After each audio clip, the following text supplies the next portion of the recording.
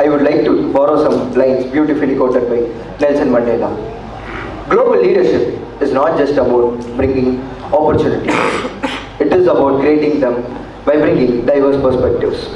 With these words in mind, on behalf of Indian Institute of Management, I, B. Mithilesh, along with Anmol Nigam, welcome you all to the 3rd Leadership Summit, AAROHAN.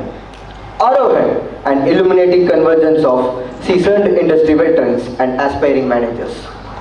In a world where surrendering to challenges is easy, AAROHAN stands tall, beckoning us to explore the untold stories behind success.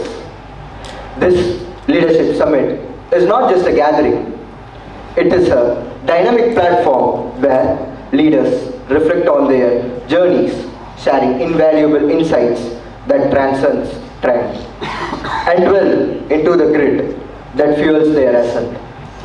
AAROHAN encapsulates more than leadership.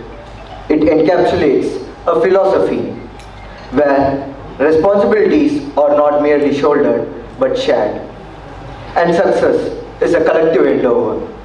As we navigate this summit, the focus is on cultivating a new generation of leaders, individuals who don't just manage but inspire, who don't merely navigate the market but shape it. Join us on this transformative journey where the summit serves as a compass, guiding aspiring leaders towards a future marked by resilience, collaboration, and shared triumphs. It is an honor to have the mighty presence of stalwart leaders, Professor Nagarajan Ramamurthy sir, Director IIM Amritsar, diligent faculty members, and the enthusiastic students of IIM Amritsar. Light is considered as a symbol of auspiciousness, prosperity, and abundance. Light brings happiness with it and removes the darkness. Light makes it possible to see things clearly. So, in the name of Goddess Saraswati, the Goddess of Knowledge, I would now like to request the industry leaders, the directors sir, and faculty members on the stage and enlighten the lamp of knowledge.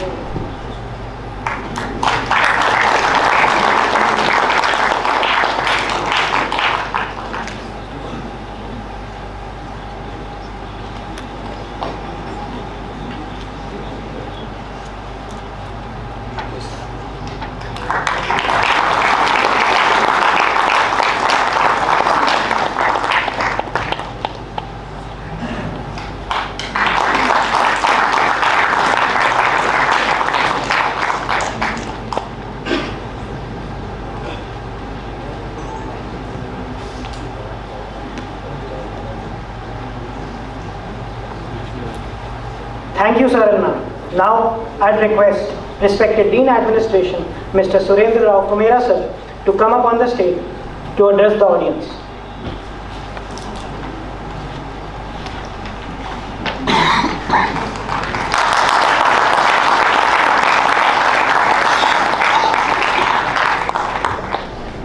Good morning. Good morning. Yeah. Respected Vivek Bhatia, Managing Director and CEO, Tassan Group Industries India Private Limited, Mr. Vishi Vishwanand, Deputy Managing Director, Max Life Insurance Company Limited, Mr. Suresh Pasmati, Director of Engineering and Product Management, SAP Labs Limited, Mr. Ramya Nateshan, Director, Microsoft. My colleagues and student folks, once again I welcome you to AAROHAN 2024 3rd Annual Leadership Summit At the outset, I would like to congratulate our Industry Interaction Cell and Student Affairs Office for organizing this spectacular annual summit. I also appreciate them for choosing a great theme and for inviting illustrious industry leaders. I would like to touch upon the aspect of culture, which happens to be one of my current research interests, and my students may be aware of. In the words of the famous Dutch socio-psychologist Hofstede, the culture is all about the local accent with which we think, feel, and act. Okay, and that local accent is all about the national culture. So in this globalized world, I believe that we need to develop the skill, to translate across the cultures. Okay. Hofstede also helped us to understand the various dimensions of national culture. I'm sure you might have studied. I believe you are all the first year students, and I'm sure you had the opportunity to study the 6D model of national culture. Hofstede identified the 6 dimensions of national culture. If you rightly remember, individualism, collectivism, okay, and high power distance, low power distance, high uncertainty avoidance, low uncertainty avoidance, masculinity and femininity, indulgence versus the restraint, and you have the long-term orientation versus the short-term orientation. Understanding these dimensions, I believe, is important, because assume that, if you are working as a loan officer in a financial institution, your approach towards your clientele, should be different based on how your clientele scores on these various dimensions of national culture. If they score very high on the individualism, you expect that an average client, should be, you expect that an average client will have the greater risk appetite, or the ability to take the risk is higher. But you also expect them that they are less transparent in their practices, and they prefer more private benefits versus the the welfare of all the shareholders, all the stakeholders. Okay, but in a way, if you rightly understand, these cultural dimensions influence how much you charge your client. Okay, the same the same implications can be drawn for various scenarios, for all the various cultural dimensions. And I hope, as the day progresses today, you will get to hear from the experts from the industry, how they are bridging the culture and leading the change in their respective organizations. Okay, dear sir, ma'am, we do conduct these events, almost once in a month throughout the year, with various themes. But we at the IIM Amritsar believe that the interactions of this nature will bridge the gap between the industry and academia and help our students to, get an understanding of the contemporary themes or contemporary issues industry is grappling with. Okay, we are now, as an institute, we are now 9 years old business school. We offer a 2-year MBA flagship program, and we do offer the MBA in business analytics, MBA in HRM, executive MBA program. So we also offer the postgraduate program in data science in collaboration with IIT Roper. We have our PhD program, and we host handful of postdoctoral fellows, in order to contribute to the thought leadership in this country. So, dear guests, sir, ma'am, we, on behalf of our director, Nagarajan Ramamurthy, and entire IIM Amritsar fraternity, I appreciate for your time and presence here, and I hope we will continue to connect and build on this association. Thank you.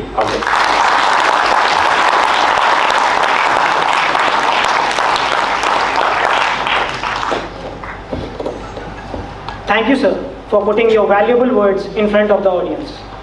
Ladies and gentlemen, in the tapestry of leadership, our summit today unravels a theme that echoes across continents: global leadership, bridging cultures, driving change.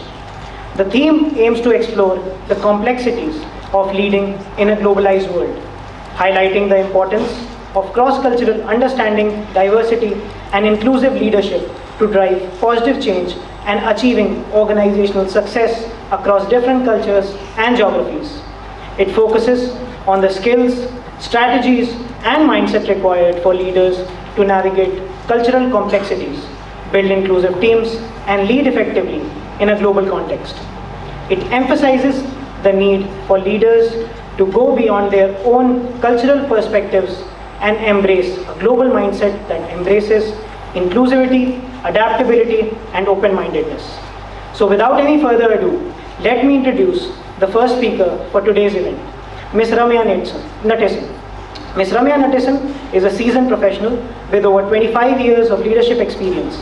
She currently serves as a director at Microsoft. Her extensive career includes management roles with Fortune 500 companies such as British Telecom, Dell, Infosys, Microsoft. Ma'am has demonstrated expertise in business development, strategy and planning, shared services, business operations, project management, and vendor and client management. She has successfully led global teams with a cross-functional and multinational focus. Currently, in her role at Microsoft, she contributes to the Azure billing and subscription team for Europe, Middle East, Australia, and Asia. Her leadership style is both directional and delegative, and she values diverse perspectives to ensure well-rounded decision-making.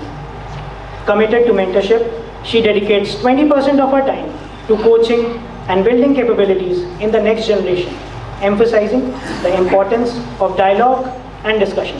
Now, I'd request ma'am to kindly come up on the stage and address the students.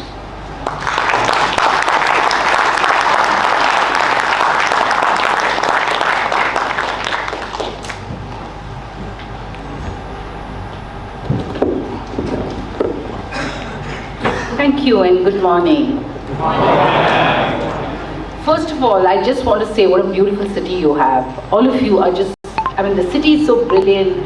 We went to the Gurudwara yesterday. I went in the afternoon and I went in the night as well. It just blew my mind. I've never seen something so beautiful, actually. So you guys have the privilege of being in such a beautiful city. Congratulations, first of all. Secondly, what a brilliant event. Hats off, you all pulled this off so well. I had such a great time. The organizing committee, even before I could think of something, we had that, right? So, great job. Really happy to be here. So privileged. And as I do want to say that this is my first event in academia. So I really want you guys to interact, because I'm not very good at giving speeches. I'm usually interacting, right? So if you interact, you get the best out of me. Otherwise, I'll quickly do my 3-4 things and run away from here. So the more you engage with me, the more you will get out of me. It's the first thing I want to put out to you guys, right? So this is all about learning about the industry for both of us, either ways. So please do interact, okay? Ask questions, stop me in between.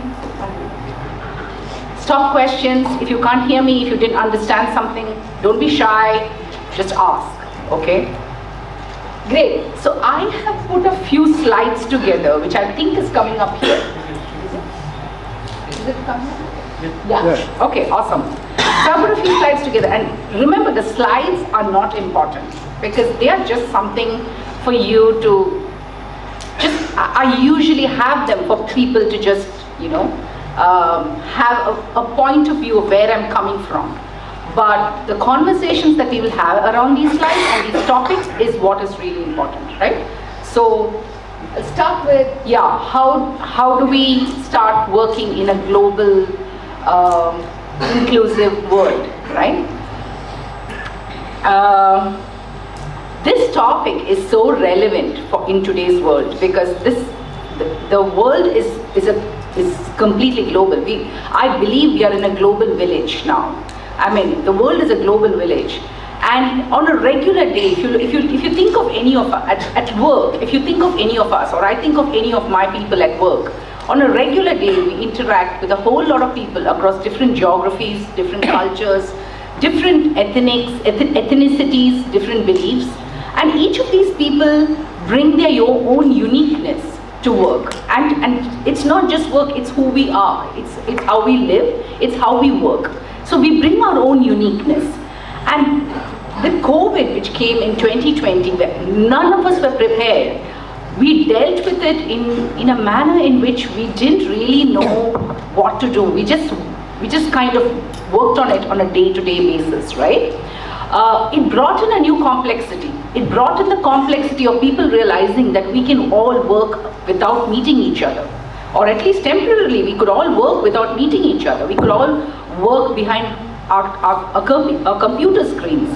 But on a longer basis, it brings a huge complexity of all of us being virtual, which means we spend 50% of our waking life with people we've never met. It doesn't matter which geography they are in. It doesn't matter if they're your neighbor, but you could just continue working with them without ever meeting them or just seeing them behind a television screen. It removed the whole human capital. Our human capital that we build when we meet and interact with people became almost next to zero as the years went by, right? Organizations realize this. We realize the impact of this on innovation, on collaboration, and we do want to see how do we set that right. We do want to look at how do we kind of bring all of this together. This makes our leaders, when each of you become leaders, this makes leadership roles so much more difficult. Because first of all, you're dealing with people you don't have any human capital with. Because when you have a human capital, you leverage on that, right? I know you, so because I know you, I will do things for you. Here, I don't know you, you're just a screen behind the computer, right? So it makes it makes leadership roles a lot more difficult. It makes collaboration, innovation a lot more difficult, because many of us don't even like to bring up something in some meetings, and the whole multitasking things comes into play, where you're doing three things because you're just behind a computer screen. You don't need to give all your attention, and God forbid you don't switch on your camera. Nobody knows what you're doing behind that, right? So in this world, the world has never felt a bigger need for us to be more collaborative, more open to diverse thoughts, diverse perspectives, and diverse ways of how we live and how we work, right? So I'm going to take my next few slides, and remember, as I said, the slides are not important. So if you feel a need to stop me and say something, stop me and say something, okay? My next few slides are basically going to discuss that. Next slide. Oh, I have it. So the discussion topics that I put together for today is around diverse perspectives and breaking stereotypes. So how do you include diverse perspectives at work, and how do you break stereotypes? Now, as I said, human beings are a very, very complex tribe, right? And each of us bring our own uniqueness. We have our own habits, we have our own strengths, we have our own weaknesses, and we have our own biases. We come with biases. Now, we may not really realize them, but we do have biases. Every one of us carry biases, right? And it's important that we recognize these biases, because if you don't recognize these biases, you can't fix them. So the first step, and it's not really fix, it's about being able to understand that you have a bias and be conscious of it and include that in your interactions when you have with various people, right? Now, the first step to dealing with a diverse environment and diverse cultures is to understand that people are different and everybody operates differently.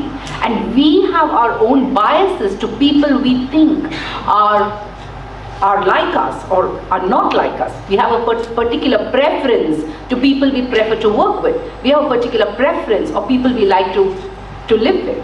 That's human. That's fine. There's nothing wrong with that. It's just that we need to remember that for every project, you can't have all like-minded people. Sometimes it works, but in the long run, if you have only like-minded people, you will get the same result. You will get the same result in and out every single time. And that can be a problem, because you don't want the same result every single time. You want different things. You want to keep innovating. You want to keep moving on, right? So recognizing that people will be diverse and people will think diversely is important, and then you include them into the way you think, and then you understand it and you think about it better. each of us have our own diversity stories, right? You all may think, oh, we are just students, we don't really care. We will interact with everybody. No, that's not true. Think of a time when somebody afforded you some kind of differential treatment just because of your privilege, just because you're somebody, or just because you know somebody, or somebody of power, or somebody in a position of privilege afforded you a differential treatment. Or did you have to conform? Were you in an environment where you felt, oh, I don't fit in, let me just change the way I behave because I fit in, right? Because I feel included. Did you have to conform? Or did you even discover a bias that you had, that, oh, I don't think these kind of people are really good, or these kind of, situations are not so great. Think about those situations. They're not, again, I just want you all to remember, this is not about being wrong or right. This is about recognizing that we all think differently, right? So when we start reflecting on them, what we then start doing is we start appreciating why we need to embrace these different cultures, different habits, different behaviors, different things. Why do we need to do that?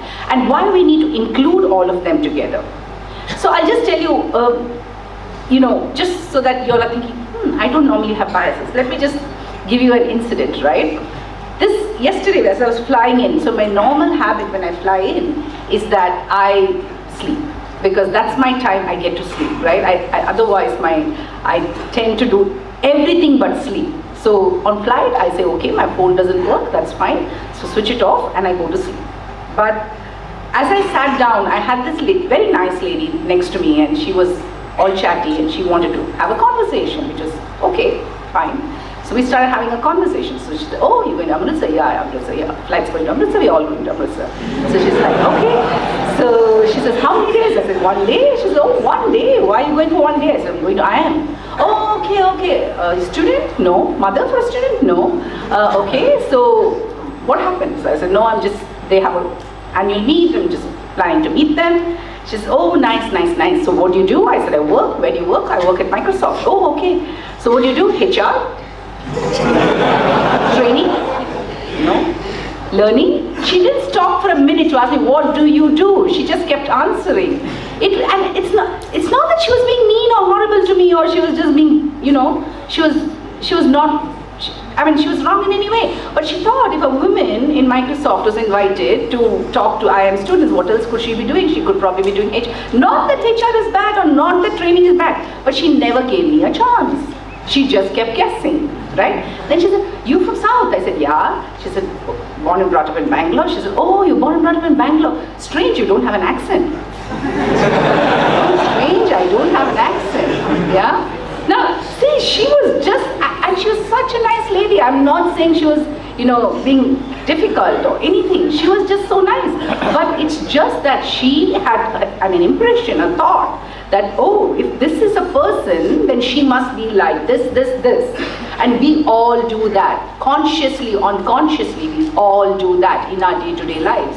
We look at people and we say, okay, if I'm having a project, this person may be better suited for me because I work well with this person, or that person may be better suited for me because I work well with that person, right? So it's important that we recognize it and we treat that, we have that consciously with us as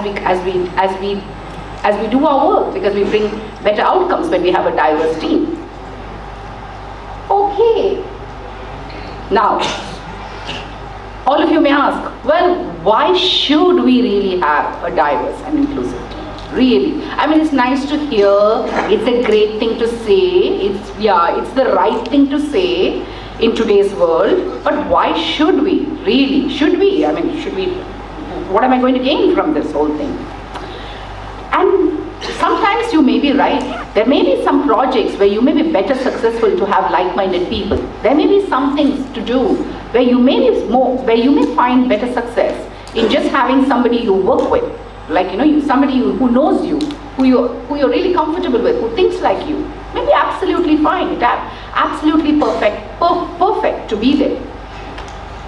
As they say, you want to run fast, you run alone. You want to run far, you run together. Because then you take everybody with you, and what is not your skill, you leverage a skill of somebody else's. You bring in the strengths of others. So you bring in a team which has different strengths, which then helps you leverage and helps you run for a really far distance. And in my experience, I've always seen that a diverse team really works very well, and we get very good different outcomes. And sometimes outcomes that we never even planned to get. So when we started the project, we may not even have that outcome. But just by the fact that we're all open and we're all listening and we're all considering different perspectives and different options, we get so many different outcomes, and some of them brilliant ones, really brilliant ones. That said, guys, you know what? In today's world, you don't really have a choice. This world is a global world. You have to get more global and more inclusive. Your generation needs to be increasingly more global and increasingly more inclusive. That's the future. That's what you will see. When you get into your workforce, when you start your workforce, most companies are global, so you will see that happening regularly. The other thing, another important thing that I was saying as I was talking about diversity and non-linguistic, which I want to actually touch upon, especially with innovation, right? When I was coming in here, as I was saying, this is my first time in academia, so I was a little nervous. I was reading up, because I haven't really been in academia for a very long time, okay? So I was kind of reading up IIM students, really smart ones, shouldn't ask me a smart question that I should be stumped at, be embarrassed. So I was reading up, and I was doing some research, and then I found two interesting things to talk about, right? One, I heard that the first airbags which was made in an auto industry would have absolutely killed women, because the prototype of the crash dummies that were created were all male stereotypes. They were of larger torsos, which meant that if we did not adjust to them, then the women would die if the airbag burst open in the case of an accident. Okay? The another thing I also read is that apparently the Georgia Tech says that when they did a research, they found that only 51% of people 51% of facial recognition works for people with color. So there is a probability that if driverless cars become a norm, that 48% of us as pedestrians would get killed as we drive on the road, because the car has a better ability to recognize white people. And what is the global norm today? What is the global majority? It's a white male, right? So many of us are not even included in considerations unless we start becoming more diverse, right? So yeah, and I thought I'd bring in then a really more real life, something I've experienced, which I can talk about, right? I've been in Microsoft now for 2 years. I joined Microsoft to head their global Azure and subscription team, as I was introduced. And just to give you a little background, nobody told me, but when I joined the team, I realized that the team that I inherited was red. When I say red, I mean to say in terms of their performance, they were red for 5 years together, okay?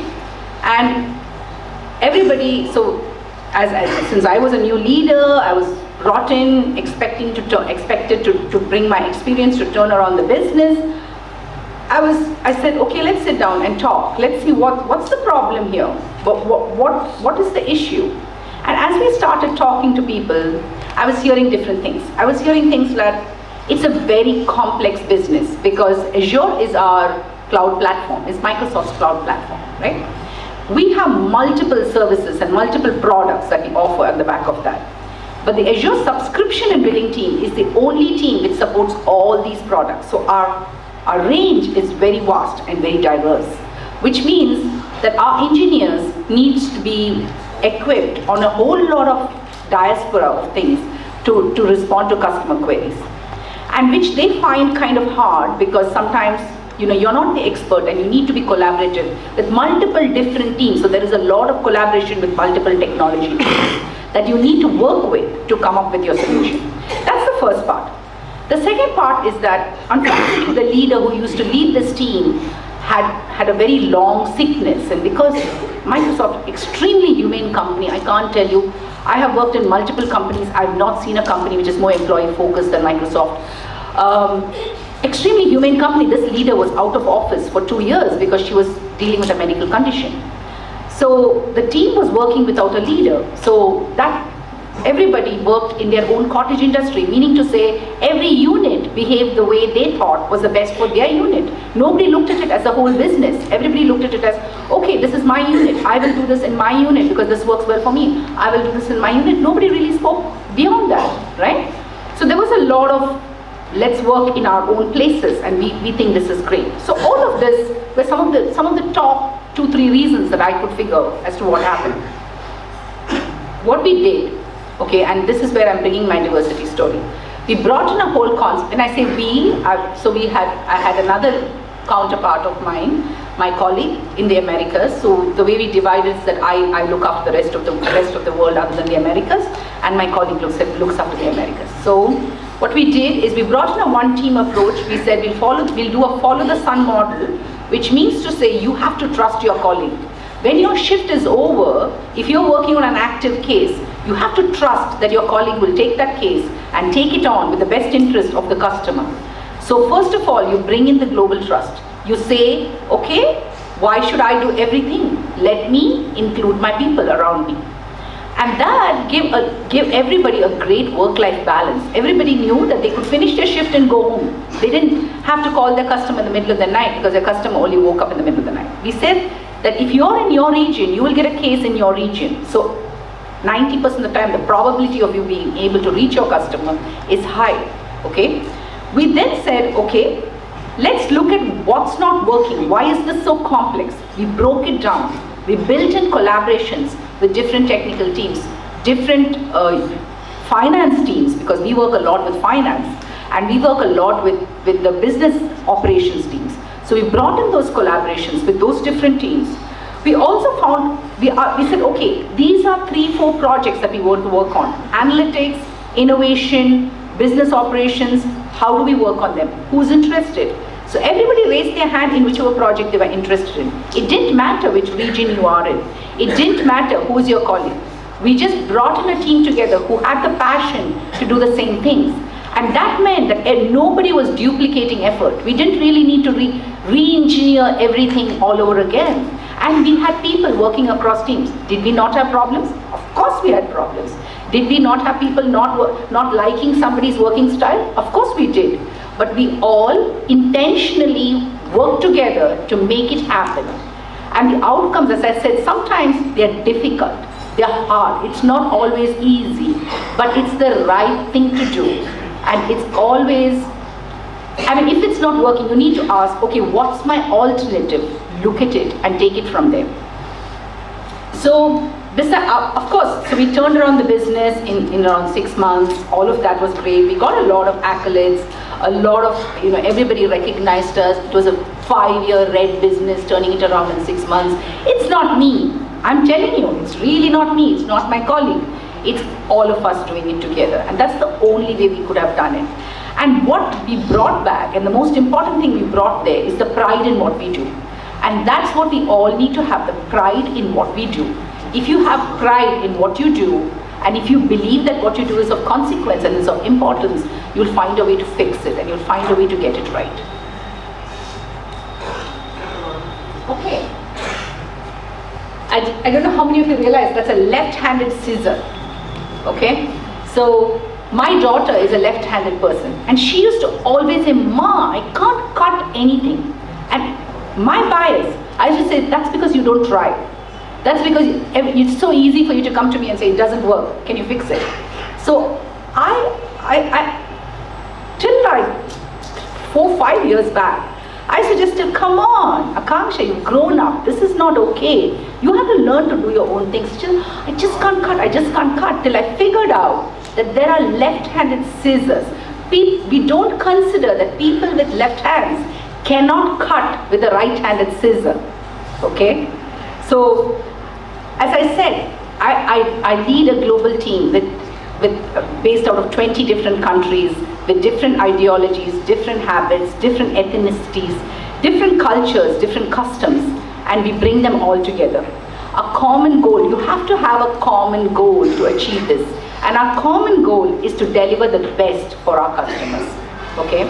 The second picture that you see in there is a Japanese art called kintsugi. I don't know if I'm saying it right, but basically it's interesting. It says it goes back to a 15th century Chinese emperor who had his favorite porcelain dish broken, right? And then he said, oh, how do I fix this? And they tried different things. And then he sent it to these Japanese artisans who use a mix of gold and other precious metals like platinum to create a paste and stick it together, and the outcome of that porcelain dish is supposed to be more beautiful than the original dish.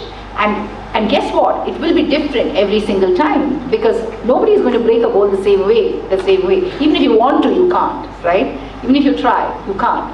So kintsugi says that we're all different, but when we come together, bound together, we become more beautiful. We become more hip, more nice, and we work better. So, just something else that we need to consider when we are at work or when we are in any environment, actually even you guys when you're in meetings, what you'll see is that we say sometimes some people are not inclusive. Like, she never has an opinion, or that person never says anything. They don't bring any points to the table. And I had this brought to me in one of my previous teams where I was told that, the women in your team don't say anything. So can you find out why? And then I brought in somebody outside my team to find out why.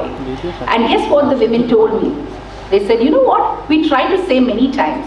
We were always told, you always have an opinion. Why do you always have to say something? And every time we raised a hand, we were told, put your hand down. That's okay. That point has been made. And after a point, they said, stop. We don't want to do this. It's okay. We don't have anything significant to say. And so, as I said, consciousness of what we do and how we do things is very important. Bringing that together is very important. Some cultures are more difficult. Like in my experience, I find Japan as a culture very difficult to integrate because they don't speak the same language. Nobody speaks English in Japan. They all speak Japanese. And sometimes they understand, but they're never able to communicate back to you. So bringing them in with a common goal of something that's in it for them is the trick that we do when we do these things. So remember that. Somebody who's quiet in your groups, in your meetings, maybe because you're not listening to them, or maybe because they don't even understand where you're going with this. Give them a chance. They may have something really important to bring. I just put this on this, I just said, what are the 3-4 things that you should do when you have to build an inclusive culture, right? So make sure you have people with different perspectives, different thoughts. Acknowledge that all of us have biases. We do, all of us, right? And always ensure that if you're in a group, you've heard everybody's point of view. Everybody will have a point of view. If somebody says they don't have a point of view, ask them why, right? Include everybody's point of view. I can't tell you how, and I said, in my intro, I said, I spend 20% of my time in mentorship and exposure. You cannot become somebody who you've never seen. This time, when the in the Republic Day parade, when we had Indian women represent themselves, they said, we are doing this to say that you cannot become somebody you cannot see. So it's so important that all of you pick a mentor, pick somebody you respect, pick somebody you admire, and then you start building on that. Build mentorship, build exposures for yourself. And finally, if you're a leader, hold yourself accountable. If you're not a leader, make sure you get yourself included in every conversation. Bring yourself to the table. Don't think that the point you want to bring is not important. Always bring yourself to the table. This is my last slide. It's just a few things to remember. Everything that I've spoken about till now, I'm not going to repeat it. I'm happy to take any questions if you all have any. I can move to the next, thank you, or I can keep it at this, whatever you prefer.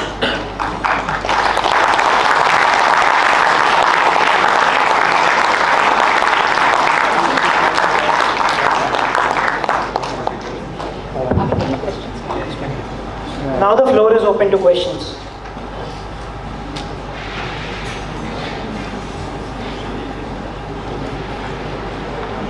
I said, if you all don't interact, you don't get much from me.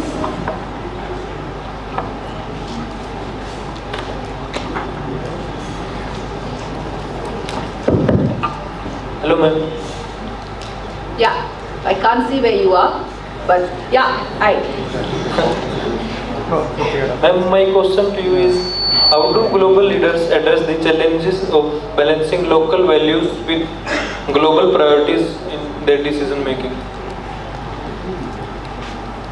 Okay, so if I understand what you're asking me that you're telling me that you believe that the local values may be in conflict with global priorities. Is that what you think? Yes, ma'am.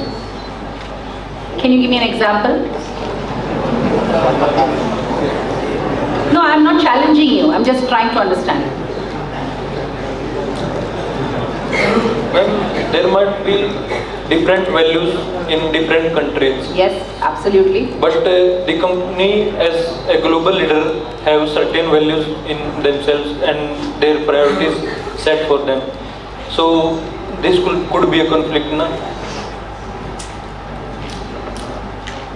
Sometimes it's just perspective, right? I haven't seen a local value being in direct conflict with an organizational goal.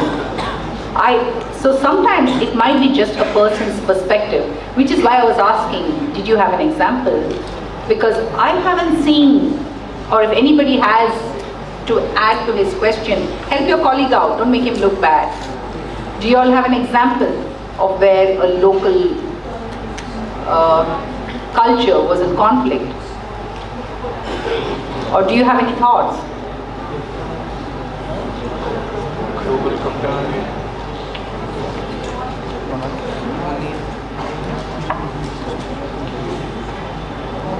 Okay, we'll go to the next question. You think about it, right? We can talk offline as well. Sure. Sure, thank you. Sure. Hello, ma'am. Sure. Just one second. Ravi, for example, you looked at this Nokia, Yes. okay, which is a Finnish company. Yes. They had a plant in Germany and making cell phones, and it was quite profitable. Yes. Then from there, they moved it to Romania. Yes. So, in fact, the guy started, there was a demonstration and all that. So basically the Finnish company said, we are Finnish company and we are not German company. Yes. Okay. Yes. So probably that's an example. Yes. Actually, it's profitability, right? I mean, like for example, there are many companies which use values over profit, right? I know Microsoft in many places takes those calls of deciding that we will not do this because it may be more profitable, but it's not something that aligns with our culture. It's not so. In these situations, yes, if the company needs to be more profitable, they will make that decision. And unfortunately, many people don't have too much of a say there. Your shareholders talk the shots there. So yeah, thank you for your question. I'm sorry if I haven't answered that fully. Thank you. Hello ma'am, my name is Akshay and I have an extension to his question sort of. As you mentioned, you also look after the European continent. Yes. And in the European continent, there is a culture of direct feedback. Yes. Mostly the negative feedback as well, they give it directly. Yes. And in the Indian culture, it's mostly indirect. Yes. We move around a lot of things and then... And we never say it. Yes, we push it under the rug. We don't say it. We don't say it. Yeah. So that's kind of a conflict between the local beliefs and the... Yes. So how is that managed at a global scale? Thank you. That's a good question. Thank you. So this is exactly what I said, right? People are different. When you work together, you will find times when you don't necessarily like the other person. You can sit down. You'll always look at what is it that I'm going to get out of this interaction? What is it that my ultimate goal out of this interaction is? Is it that I'm going to like XYZ? Or is it that I want to complete this project successfully, which gets me a revenue of whatever, or brings me a customer experience of whatever? So the one thing we had to coach everybody in our teams, as I said, we had a lot of problems. It's not that it was all smooth sailing. We had people coming and saying, he was just rude, I'm not going to work with this person ever again, right? We had that. So we as mentors then step in and say, oh, okay, let's understand what exactly happened here. And then you have to break it down. And sometimes these people initially don't even want to work together. They come back to you and say, you know what, I'm not moving, I'd probably opt out because it's not working for me. But that's when resilience, today I was watching a TEDx talks where this lady was saying that grit trumps IQ. She was saying that in her research of so many years, what she's figured out is that if you're gritty enough, it will trump even a person with very high IQ. And I kind of agree with her. Sometimes it's about what is in it that you're actually working at. Are you looking to make a friend there? Yeah, maybe not.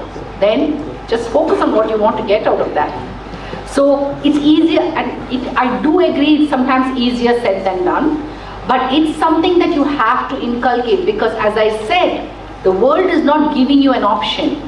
It is a global world. We are in a global village. You will find yourself in these positions. You will find yourself in these situations. It's about understanding the perspective of the other person. And sometimes even telling that guy, hey, I don't like it. I don't like the way you talk. Can you please tone down? That's fine. It's okay. He will take that feedback too. But be as, and at the end of the day, these are all your colleagues. These are people you're working with, right? So, yeah. Have I answered your question? Yes, ma'am. I take that emotional intelligence and active listening are the key takeaways from this. Thank you. Thank you, ma'am. Anything else? Good morning, ma'am. Good morning. I am Shamansh Agrawal, and my question is, like, in your diverse career across various industries, have you observed any behavior like discriminatory behavior against women or glass ceiling against them in moving up the corporate ladder or occupying the top positions of the organization? Okay. This is a very long discussion, but I will answer you in brief. I have seen, and we will continue to see till we fight for it every time, right? And we have to be allies, right? It's not just the women who need to do this. All of us in this room or outside this room in the world need to be allies. And there are so many allies, I can't tell you. As much as I've had detractors, I've had so many allies. I've had so many people who have stood behind me and said, go do it, you can, it's okay. You make a mistake, it's okay. So, women, unfortunately, started off a little behind, but that doesn't mean that they have to continue that way. It's on them as well. I will put the onus back on the woman as well. And I will put it on all of you guys as to be allies to that. Allyship is a big thing. And it's a big, different, whole new conversation. I was telling Saket yesterday that I could talk on this for 3 days. So we don't have 3 days. And others have to speak. Thank you. Thanks. Thank you, ma'am, for addressing all the questions. Due to time constraint, we will not be able to take any more questions. You can message ma'am. Catch me at lunch, yeah. Thank you, ma'am.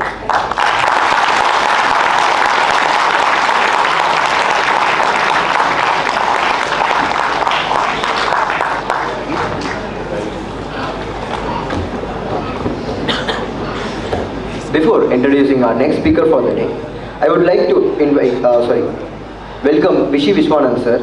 He's here with us. We welcome you, sir, for AAROHAN 2024.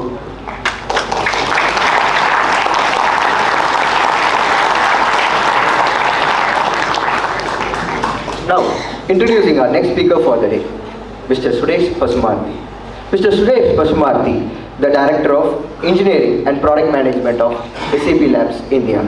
He is a highly accomplished professional with a deep commitment to continuous learning and innovation. Armed with a degree in Strategic Management from IIM Lucknow and additional expertise from Deep Learning course at School of AA.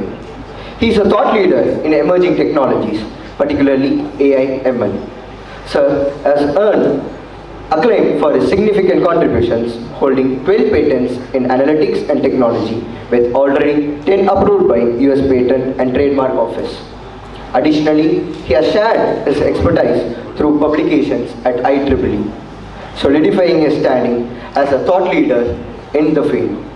Sir's professional journey is marked by a proven track record in navigating product strategy, definition, and execution. Beyond his day-to-day responsibilities, he is an active contributor to academia, internal and external forums, and his insightful blogs. His specialties encompass a diverse range, including product and technology management, design thinking, machine learning, and many more. He stands as a distinguished leader, shaping the landscape of product and technology management with his multifaceted expertise and commitment to excellence. Now, I would request Sir to come up on the stage and address the students.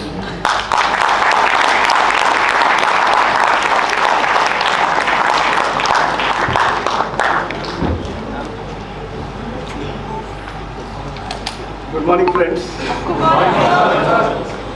So I've been to Amritsar third time, but I've never been to Wakabha. So I've been this. So after going there, I felt a lot of Josh. So how is Josh today on Sunday morning? Are you able to hear me? Yeah. So how is your Josh on Sunday morning? Okay, thank you. So I think they already introduced our side before taking my side. Just like.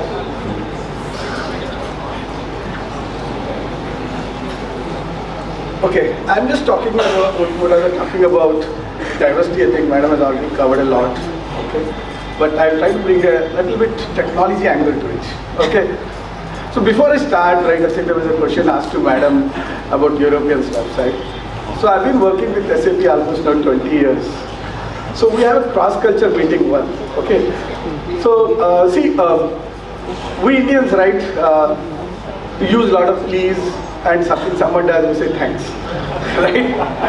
So the Germans are very blunt, okay? So in a cross-culture meeting, once we asked, see, I asked my team people a lot of times, but we never see thanks from them. This is our job, right? We are paid for it. Right, why should we say thank you? It was very blunt the way he answered when asked.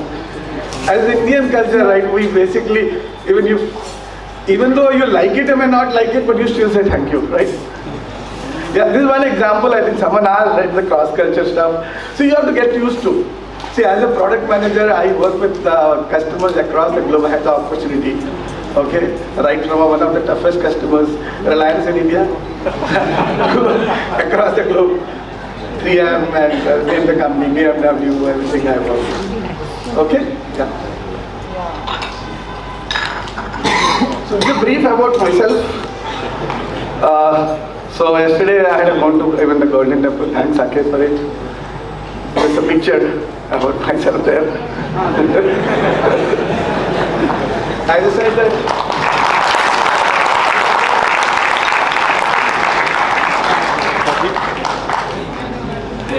So wherever I go, I'm a foodie, but don't eat too much. But I like everything and try it out.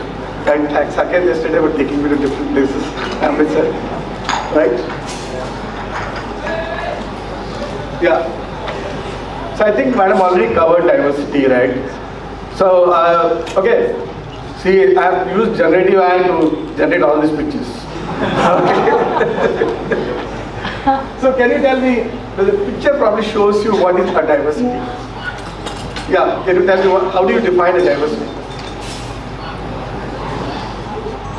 Yeah, start speaking someone. Okay, interest of time. See, we always think diversity means gender, right? It's not always gender, there are many things. It's age, right?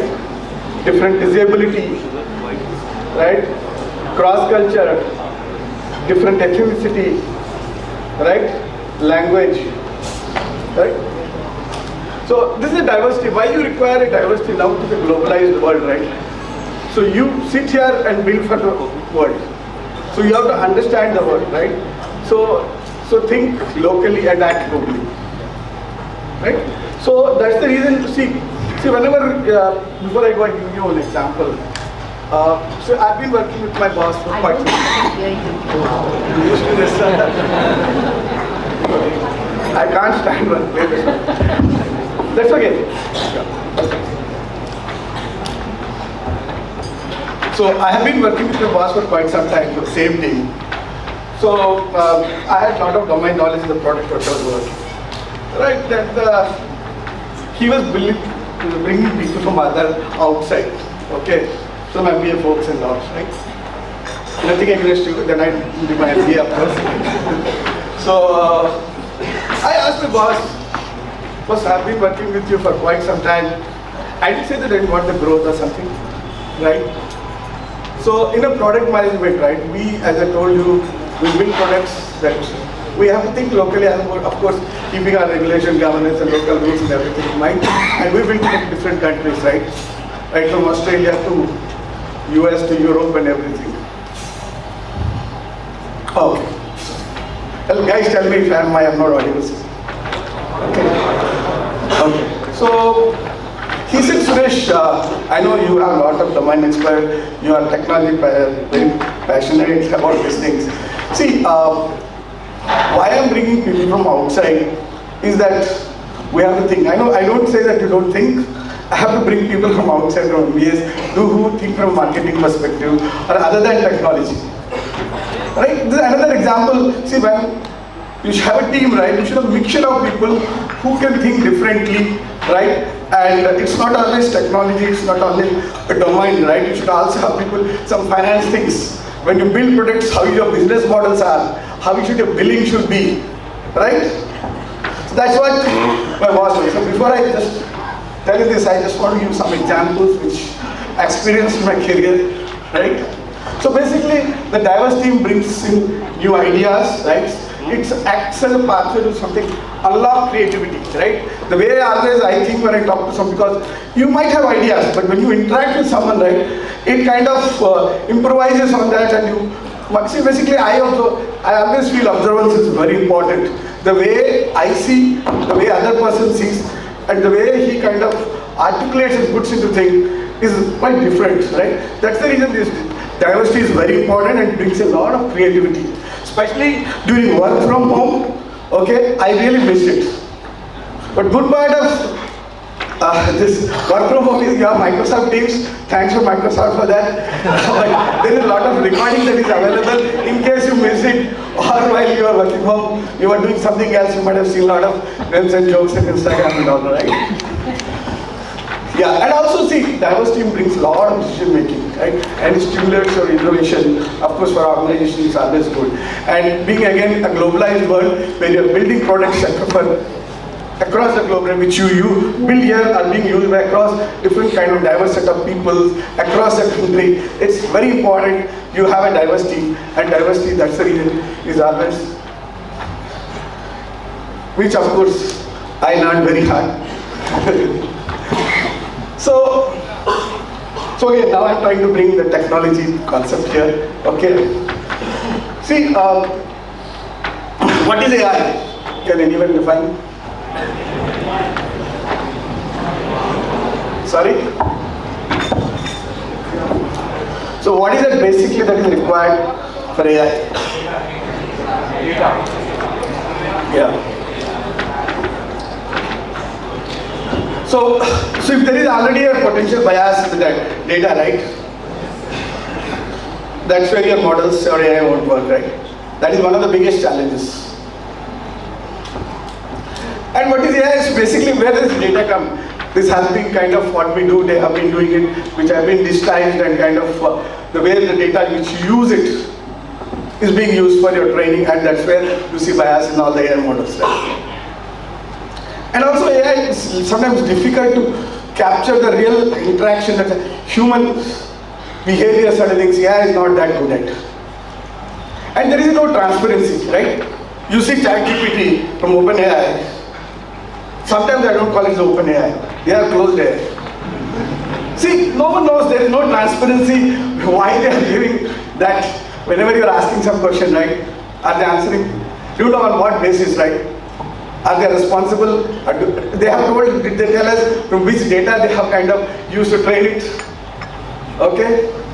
I personally feel it's a closed AI, not open AI. Nothing against Sam Altman, but right? So there is no transparency. Basically, there is no transparency in the decision making or the prompts what you put in the answer that comes. Right? So there is no lack of empathy or kind of understanding when they answer it, right? Sorry, I should carry this. So how do you address the potentials bias in this AI? So you should have diversity of data. So people say that I should have a lot of data. It's not always a lot of data, but it's the diversity of data that matters a lot. But there are many examples. I don't want to give that black women were not able to kind of recognize the only white and all this stuff. I don't want to get into that. Right? The diversity of data is very important. Right here, people I don't know, you might be marketing, finance, sales, different people out there, right? So you all, again I'll say that we as a human will have to work with machines, right? We should be ready by 2030, I'm saying, right? So we have to monitor the algorithms. Guys, I'm a little bit going here and there, technical, stop me if you feel I'm boring you, okay? Right? And ensure the transparency and see that you involve the diverse stakeholders, right? When you're building models, you understand the requirements from multiple stakeholders. And the models has to be continuously improved, right? Because as new generations of people come, we have thinking changes. Basically, when the people thinking changes for this generation, I see all this data coming from Instagrams, right? So every generation has their way of thinking, and there are different techniques that are coming up. So the model should continue to improve. That's where I see this, there are the potential biases, AIs can be reduced. Well, then will AI be equalizer? Right? So there are different ways, people take different ways. I try to cover everything, right? It will have a positive impact because, see, I have been there for quite some time, right? With ChatGPT, with everyone able to access freely, it enhances basically the knowledge is shared, right? Everyone can get the information much easily. It one way kind of reduce the disparities, right? But at the same time, there are concerns which I already talked, the madam also talked, so I'm talking here from an AI perspective. Right, there are bias, and also we have a concern that automation will there will be job loss, right? Do you guys feel that? Will automation? Why? Sorry? Of course, we have to be optimistic. We have to be optimistic, yes. Right, I'll give you some examples later on, right? But again, so to AI to be equalizer, right, it has to be regulated. So I think European government has recently kind of brought some regulations, right? And there should be some guardrails when the questions, the prompts you are asking, the way it responds, there should be some kind of governance, regulations, and ethical development, the diverse data that has to be used, and proper. Basically, whichever AI model I'm building and whichever I'm using to public, they should be transparent what data I have used, from where I have picked up, right? Today on OpenAI, you know that there are lots of shoots against them which have used copyrights and GitHubs across the world, right? So AI will be equalizer, but it's a matter of time, provided there are standard regulations and the guardrails if they are put in time. Do you think? Agree with me? Yeah. Okay, some examples of AI tools in diversity and inclusion. So the first one, right, you could see there. Texture, it's a very interesting startup. So they help in writing a non-biased your job description. Right, so basically why I took only the HR examples here, because at the end of the day, it starts with human, right? So I can give examples in any industry. So I've been working for SAP, we work in 28 industries. So I had the opportunity to work in multiple industries and multiple technologies. But I want to start with tools. Basically, the human capitals come from HR, right? So Texture, where it helps you kind of non-biased description, and Blender is a very good company. When they're looking at the resumes, right, they look at a different perspective, the name, gender, ethnicity, because it helps at the end of the day. Because day is not far off, of course. Today I also see most of the companies, right, first level of filtering will be happening through software, right, AI tools. And the third one, you guys, all of you are in social media, right? So be careful, how do you present yourself? Right? So the Intelligent is an interesting tool. So there basically, they analyze all your social media, all the stuff, right? We're filtering out your results. Hope it's making sense. So, the interesting question, right? Will AI replace humans? Okay. See, this is actually some points I picked up recently, World Economic Forum, right? So I had opportunity to attend some sessions online in between my calls in the evenings. So there was one guy who was saying that, of course, with fourth industrial revolution, all these people are talking about, I think new, right? So when the automobile industry came, right, around 50,000 jobs were lost. At the same time, around 7 million jobs were created in transportation and supply management, right? When printing press came, people thought, oh, I have notebooks, pens, writing, what will happen by bringing books, pens, all this stuff, right? And printing press, my job should be lost, right? See, with every generation, with every technology, there is a high scale, right? So during there is a transition phase, everyone has to go through this, right? So with AI, there are lots of opportunities, right? They will be coming up. So computing, prompt engineers, probably only thing, the job description will be changing, right? The way we do it, and we as a human also have to learn with working with machines, right? Do you agree with me? So this is actually, so I have a very bad habit of morning. I spent some time reading some junk articles which I booked one day. So morning I was reading this, right? So I don't remember fully the topic. So during this transformation of technologies, he wrote a very interesting this thing I just picked up. Okay, so see, jobs, as there is always a new technology, jobs are lost. But during this short period, right? During this short period, right? There will be some displaced wage workers. They also have to heal and to care for their families in the short run. This is reality, right? So. I don't remember that quote, our Alibaba CEO says, right? What is good at 20s, what is good at 30s, what is good at 40s, what is good at 50s, as a human we have to do. I'm not remembering that quote, hope you guys might have read it, right? So, we have to be prepared for our bad days. This quote actually reminds me. During the transformation, right? What we have to do is that they'll be displaced. See, we will also be displaced for certain things, and we should continuously learn, and for the bad time, right, we should be kind of prepared for our families. Okay, see, we have a lot of problems. There are no dearth of problems in this world, right? The bigger problems is transportation. So I'm from Bangalore. I think you all know how Bangalore transportation is there. There are many opportunities how you can improve the transportation, right? Agriculture. You could see with real estate eating away most of our agriculture land, right? The amount of land that is cultivable is becoming very less, right? How you will intelligent farming with so many technologies that is coming up. Healthcare. So healthcare reminds me anything, right? I feel by another 7-8 years, though I don't want to say English, Narayan Murthy worked for 24 hours or something, so number of working days will be 4. Okay, Finland has already implemented that, right? But we'll have 3 days, right? What you will do? You'll fight with wives, husbands, health problems, tourism. What I'm trying to say is that there is a service industry that will grow, which I want to tell you, right?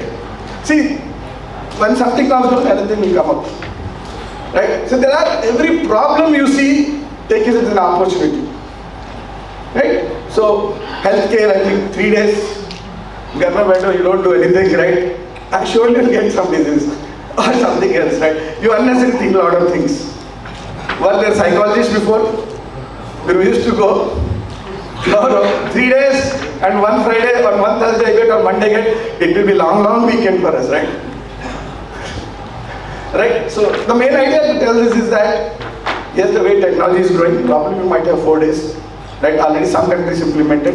With that, what will happen? There is a very good opportunity for service industry to go.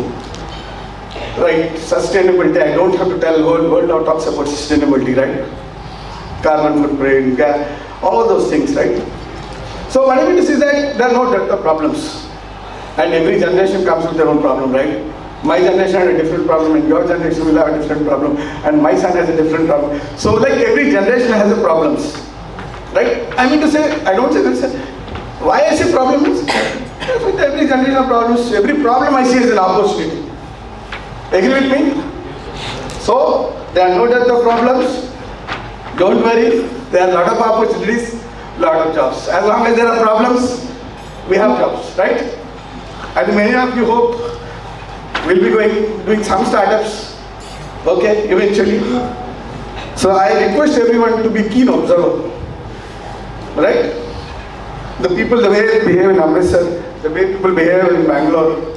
See everything, right? The way I see the things, the way you see the things are very important, right? So I see, because I've been into product management, right?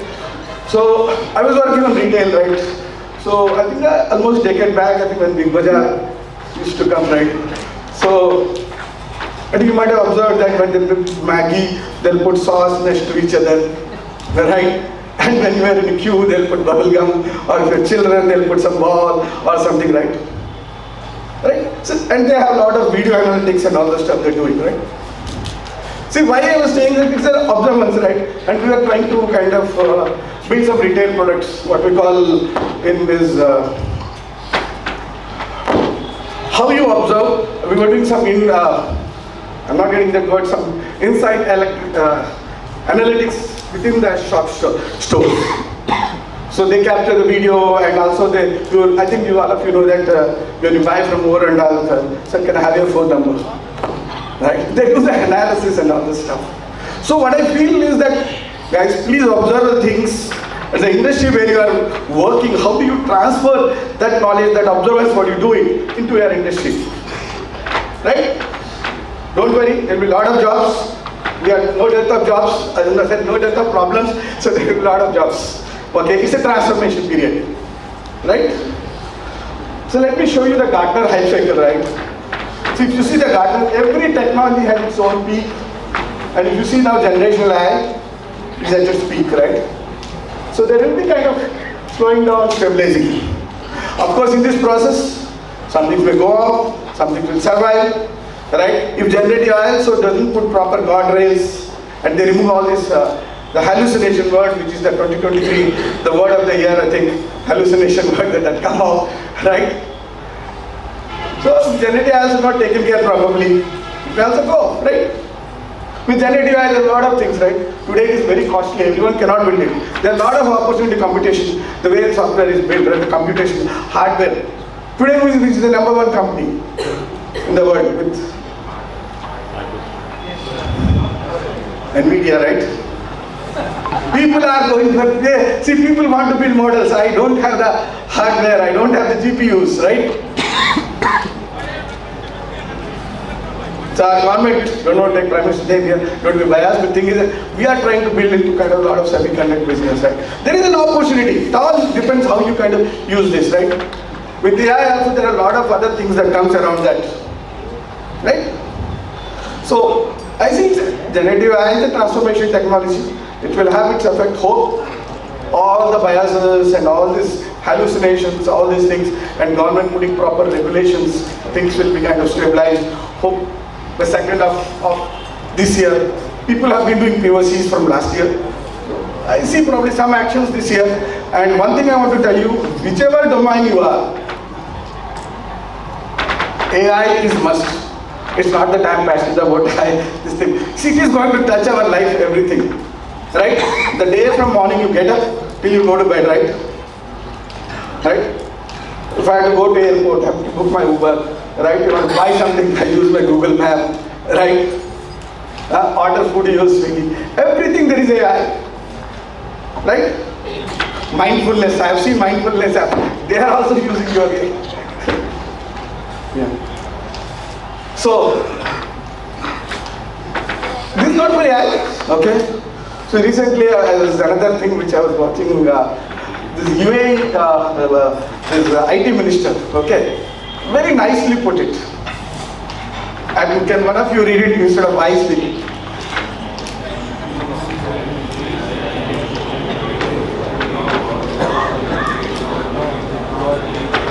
It makes sense? This is not for AI. I'm telling you, this is not for AI, I'm telling you. This is for any emerging technology. Right? Especially the last statement, right? If you reject it, you are completely finished. Okay, this brings me another experience of mine when working with my customers, being product manager, right? See, they say, अरे यार काम कर रहा है ये वगैरह क्यों चाहिए? I have experience. So I work in procurement. Okay, just to tell you that, right? When I try to sell my AI to them, they say, अरे यार ये चल रहा है. I know why should I do? I have experience, right? But those days are gone. I don't say that their experience doesn't matter, right? You should have a data, right, to back up your decision. It was those good golden days of intuitions are gone, right? My boss will ask, Arya, what basis you have taken the decision? Right? So those days of intuition are gone. Of course, what is an intuition? How does an intuition come? Yeah. Right? So your boss may ask you, how did you take this decision? You say, sir, my idea, pehle aise hota tha, aaj ye hota hai. But things have changed a lot, right?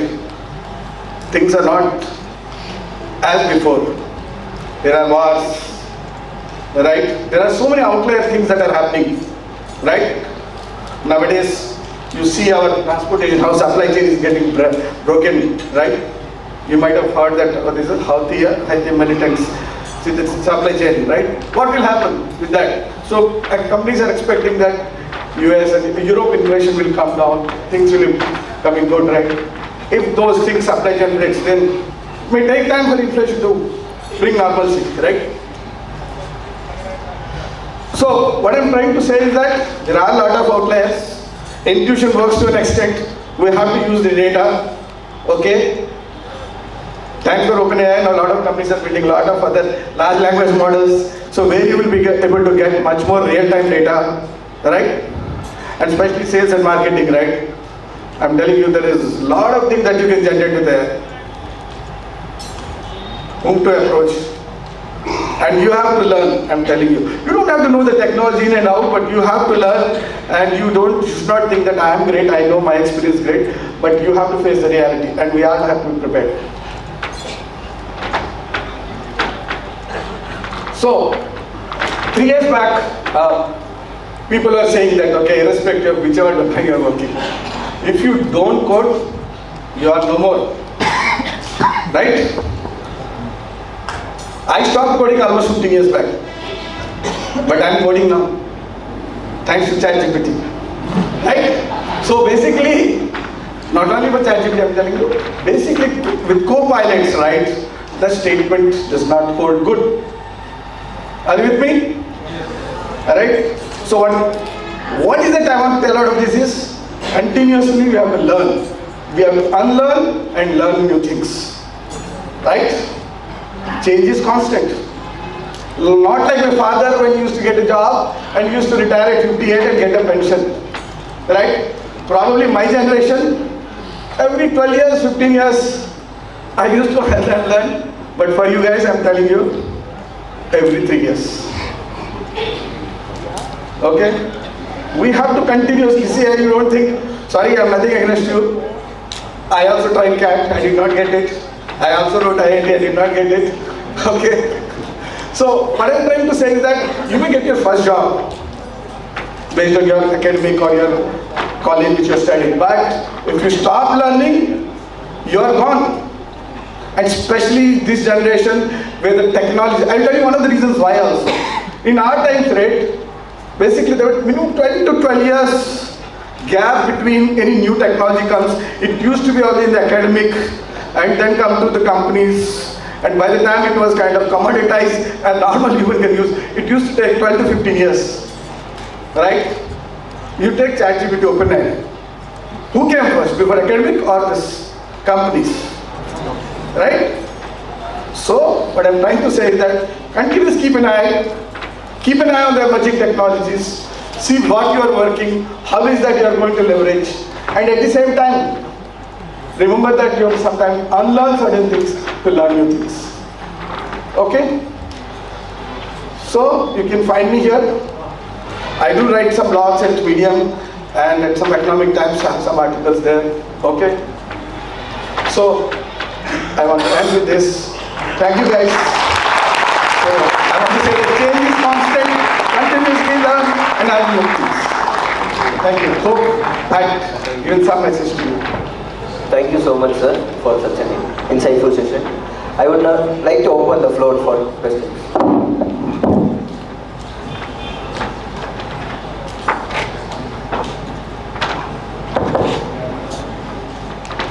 Hi, thanks Suresh for the informative talk here. Yeah, just one question, like whenever we are talking about diversity, we are talking about that people checking whether it is diverse or not. What Ramya told that there was one model and airbags and it was seen that it's not fit for female.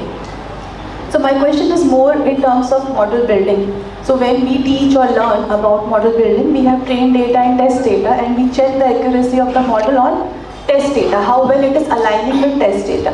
Right. Are the companies coming up with the methodology on metrics where diversity is measured and captured at model building level rather than people conceptually testing it? No, it's a good question. I think, see, those companies won't survive, right? With the kind of regulations government are bringing down.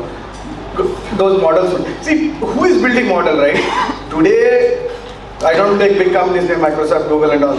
It is now a high compute power. Everyone will start building their model. It depends, that's what I said, no, it's not amount of data.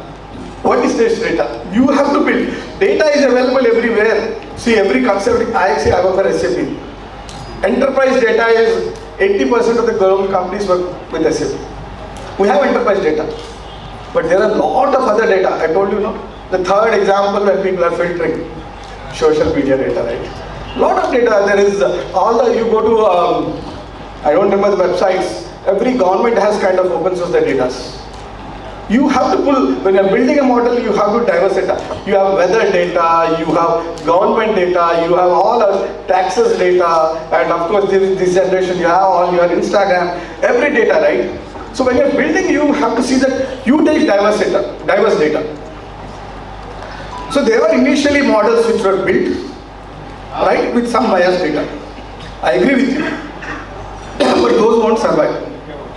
I think our parliament also passed recently a regulation on AI usage, and especially I think recent the deep fakes and everything have come, right? So it will be kind of matter of time before the real model. See, I tell you, if you build a biased model, it will work for some days. That's the reason diverse data is very important, as you require diverse people to work in it. Hope I'm making sense. Yeah, but what I was trying to ask that, are we really measuring it at the model building level? Are the companies measuring it or rejecting the models which are biased? They have to measure. They won't survive without it. They have to measure, right? That's what I'm trying to say. Okay. And the building in some companies that don't do it. Now let's say that OpenAI, they wear their the way kind of did that initially, so many cases against them, right? They have to survive in the market. They have to build the models without any bias. Of course, one more thing I want to tell you, by 2030, of course, I may not be again correct. All the models that will be built will be based on the generated data rather than actual data. Right? So everything is getting generated. Right? The way I speak, you may record it and you may ask questions. That's where technology is going. See, if you don't build, why you require a diverse set of people to build a product, right? So that it is used by everyone, right? Similarly, when you're building model, unless you use the diverse data, it won't survive. Even government is going to push back that. Go my answer. Thank you. Any other question? Hello sir, I am Sushant, and sir, my question is from your area of expertise. Like we are the future managers going to be, and so what do you think, like how AI is going to impact the product management part, and what do you suggest to the future managers like us to be, if we want to pursue a career in product management? See, I say prompt is the next programming. Have you agreed with me? Yes. Okay, right? See, it all depends as a product manager, right? You have to understand what your customer wants. Keep technology aside, okay? You don't build what your intuition says or what your colleague says. You have to understand what your customer wants, right? As we come into AI, right? So you use the data, right? You get the data, what your customer wants, what your competitor is doing, what is the new technology that is coming. Keep an eye on that, right? And then massage the data. And there are many tools. And you don't have to sit and in Excel do that. Now you just ask questions and it will tell you generate chart and you can do the analysis. So my thing is build what your customer wants, keep an eye on data, different kinds of data, right? In which industry you are. There are a lot of open source data. You can reach out to me, I do blog, I write a lot of different data sets that you can get it and play. Thank you sir.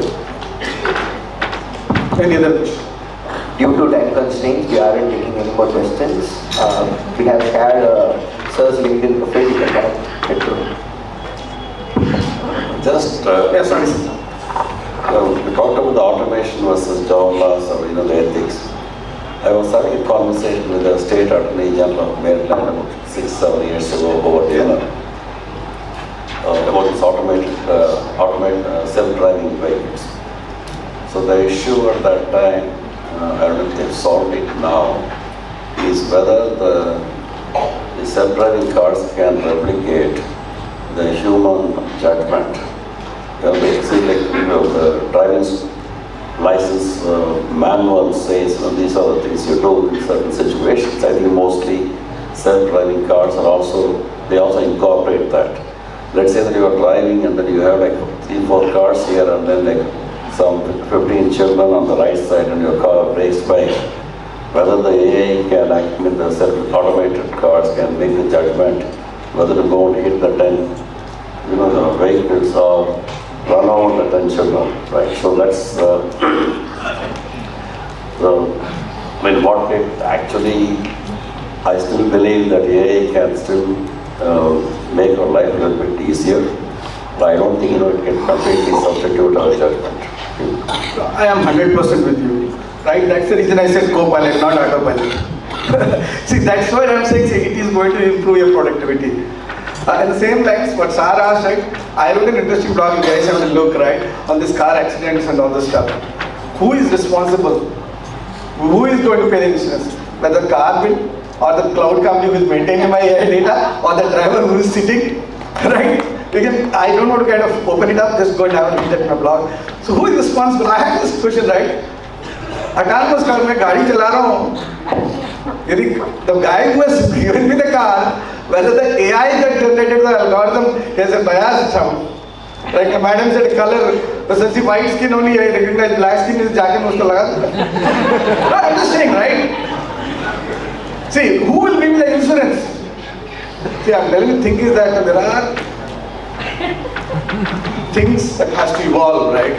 And don't worry, those are all, I think, what you call that.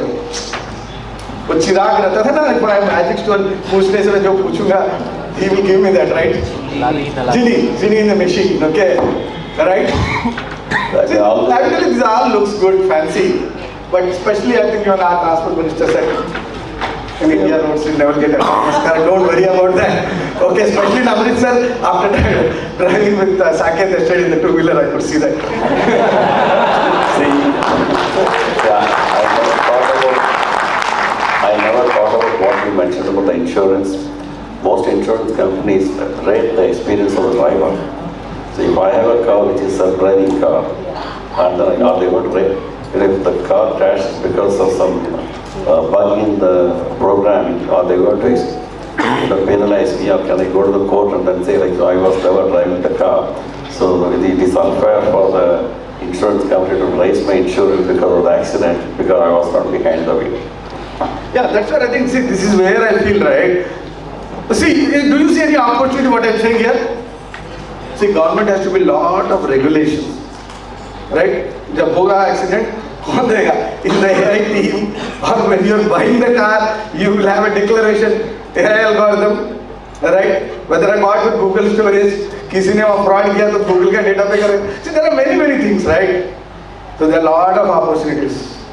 Where there is lot of data, lot of AI, lot of digitalization, चोरी भी होता है. There is lot of cyber fraud.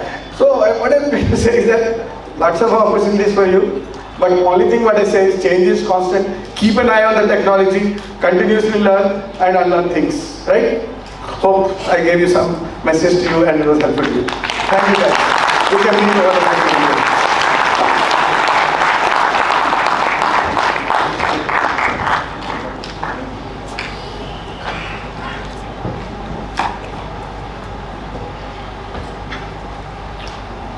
Again, thank you, sir, for such an engaging session. Now, moving on to the next speaker for the day, Mr. Vishy Viswanathan. Sir is a BITS Pilani graduate who boasts an impressive 32-year leadership journey in financial services.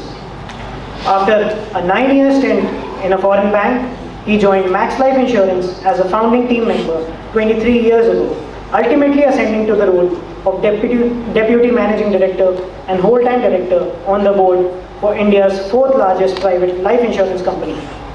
Leading 20,000 employees across 7 distribution channels, he orchestrated remarkable growth with a multi-fold increase in the value of new business in the past 4 years. Under his leadership, Max Life Insurance achieved top rankings in the online protection and e-commerce life insurance markets, securing a 26% share of new customers through digital journeys.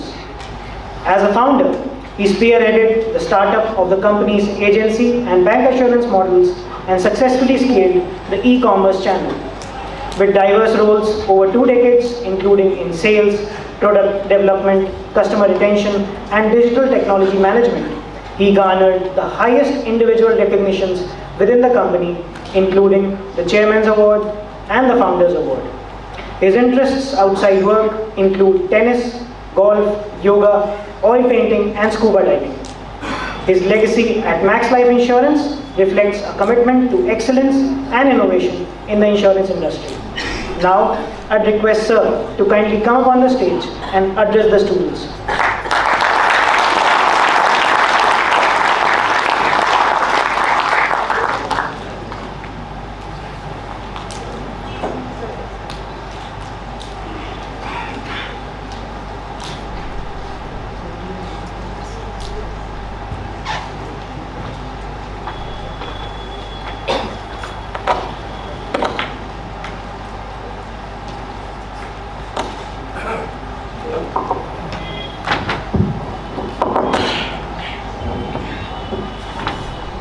Good morning. Respected professors, dean, delegates from the industry, Ramya, Suresh, Vivek, and of course future leaders of the world from IIM Amritsar. Happy to be here with all of you. It's always a pleasure to be in Amritsar. It's my 3rd visit again, like you, to Amritsar. and the city never surprises, never fails to surprise me. As soon as I landed here, I looked up because being in Delhi, Gurgaon, one looks up. कि पता नहीं आज मौसम क्या है, कैसा है, with all the smog and the fog, and I thought I saw drones. And as the car, Delhi, Gurgaon, and as the car went, I saw they were actually kites flying. I said, wow. Subah 9 baje kaun? Who's doing this? So it's a bindas city, and of course, I landed. A prompt call from my cabbie, and he says, Sat Sri Akal, okay? And he starts off, gets me into his car, and guess what? As soon as I get to the car, he puts on his GPS screen. And what's on the screen? I have never seen this anywhere in the world.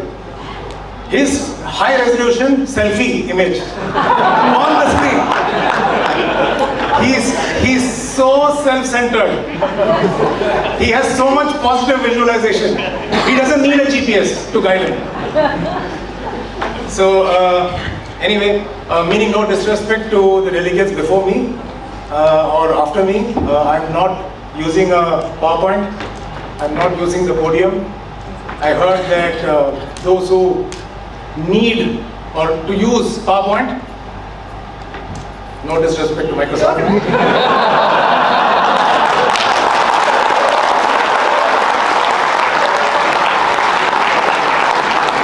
Those who need to use PowerPoint probably don't have adequate power and lack key points. But just in case you think I'm underprepared, I've got my speaking notes here. Okay, so let's try to make this a little more interactive, right? Okay, in the first I got a script from Gursimar Kaur. Where are you? Are you here? Yeah, there you are. Then Yogi took the ball on from there. So they sent me a bunch of questions, which I think is printed in your brochure as well. But if these questions resonate with you and these are the answers you're looking for, give me a shout, okay? Say yes, all right? Let me hear it? Yes. Fantastic. Okay, question 1. Most important, I know we talk about diversity here, AI here, but let's talk about brass tacks. What do recruiters look for when it comes to CXO positions in today's world? Yes. Yes. Dil pe laga? Yes. Okay. So maybe you will get some answers in the next 20 minutes on this one subject. Second, how to effectively communicate, collaborate, and make decisions in this VUCA world, volatile, complex, ambiguous, uncertain world. Yeah? Yes? People in the back are a little dazed. Yes? Okay. They don't even want to go out there. Alright, and finally, how does one drive change and create a conducive change culture? Right? Where you can always be changing. Right? Friends from the tech sector would say agile. How do you create an agile culture? Right? Yes? Okay. So, what I'm going to share with you might seem a little jaded because I started working when probably you were not born. So if I were to share with you what worked then or what will work in the future, is there a generation gap? And Suresh spoke very eloquently about that, right? The generation gap. Okay, so let me ask you this. Today, right from somebody who's age 9 to somebody who's age 90, we have 5 generations walking the planet, right? So the oldest generation is known as, let's call them baby boomers. Above age 60, start ke upar, age 60 to 90, baby boomers. Okay? That's one generation. And then you have Gen X. Gen X is, let's say, 45 to 60. That's your CXO group now, 45 to 60, right? Me and hopefully some of the delegates, Ramya excluded. Yeah. And then you have the Gen Y. You have the Gen Y or the millennials, right? Millennials are 30 to 45. Anyone here? Millennials? 30 to 45 years of age? 28. 38. Two? Okay, we have one courageous millennial. Okay, 30 to 45. And then you have the Gen Z. Yeah. So Gen Z is below 30. Okay. How many of you Gen Zs?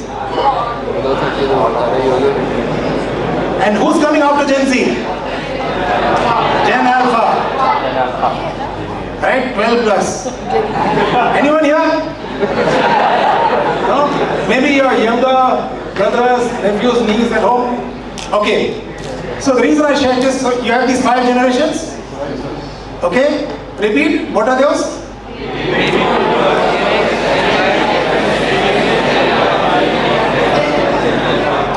Perfect. Okay. So this paragraph that I'll read out to you was actually the cover story of the Time magazine. It was the cover story of the Time magazine, and it was describing one generation. All you need to guess is which generation, which of these 5 generations is this paragraph talking about? Who's being described? Fair? Okay? Alright, it goes like this. They have trouble making decisions. Listen to it, listen.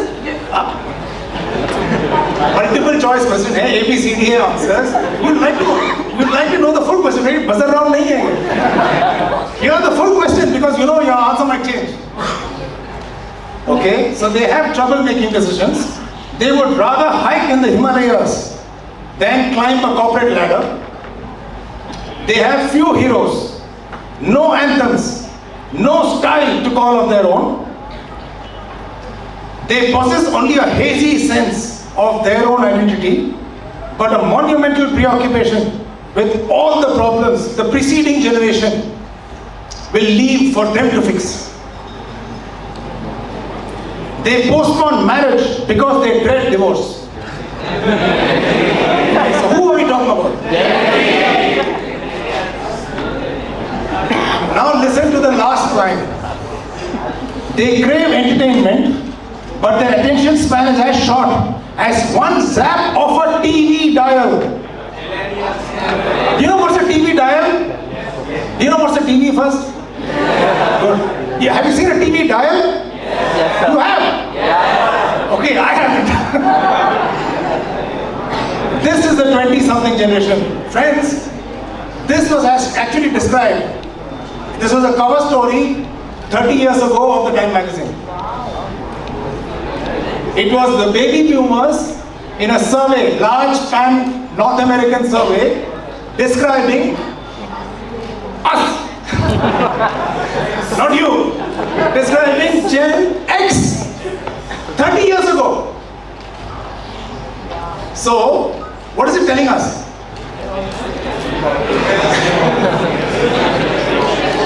The more situations change, the more they appear similar, isn't it? So why it is that 85-year-old person describing that 55-year-old person of today 30 years ago. Okay? So I will try to share with you some universal truths. Okay? Some leadership traits that will probably work as long as there is mankind and we are not yet replaced by machines. Okay. So what has first changed? What has changed, really? Technology has made a lot of change in us. What else? Sorry? Culture. Culture has changed to what? More Western. Actually, if you go to the West, they'll say it's changing more towards the East. Yeah. Sorry? Socialist to individualist. Socialist to individualist. Okay? Me, myself, a very hedonistic culture, maybe. Yeah? Actually, if you ask me what has really changed, is nothing but the speed of change itself. Change to hamesha hoga. पर जो like Suresh very rightly said, change which used to happen over 12-15 years now happens over 12-15 months. Change तो होगा ही, yeah. So the speed of change, the direction of change, or what I would call the velocity of change itself has increased, yeah. So as future leaders, how would you be ready? What can you do now and start practicing today to make sure that you'll develop those leadership traits automatically? Practice it. And when you go for those interviews, when you take your first job, you'll be able to climb the corporate ladders or do your own businesses, start your own startups successfully. Fair enough? Okay. So I have a question for you. What's the end goal of a corporate? Make profits. Sorry? Generate Value, shareholder value. Okay, have you heard of a balanced scorecard? Balanced scorecard approach, maybe there's some theory around it as well. Frankly, the role of a good corporate, sustainably, is to create happy stakeholders. Who could be stakeholders? Of course, shareholders are a stakeholder. Employees are a stakeholder. Customers who are paying for your product or service are your stakeholder. Suppliers and vendors are your stakeholders. They are closer to the customer actually. Creditors, sure, your bankers. Regulators, if you're a regulated industry. Public at large, because your perception can go up or down basis some goddamn post which goes viral on any social media platform.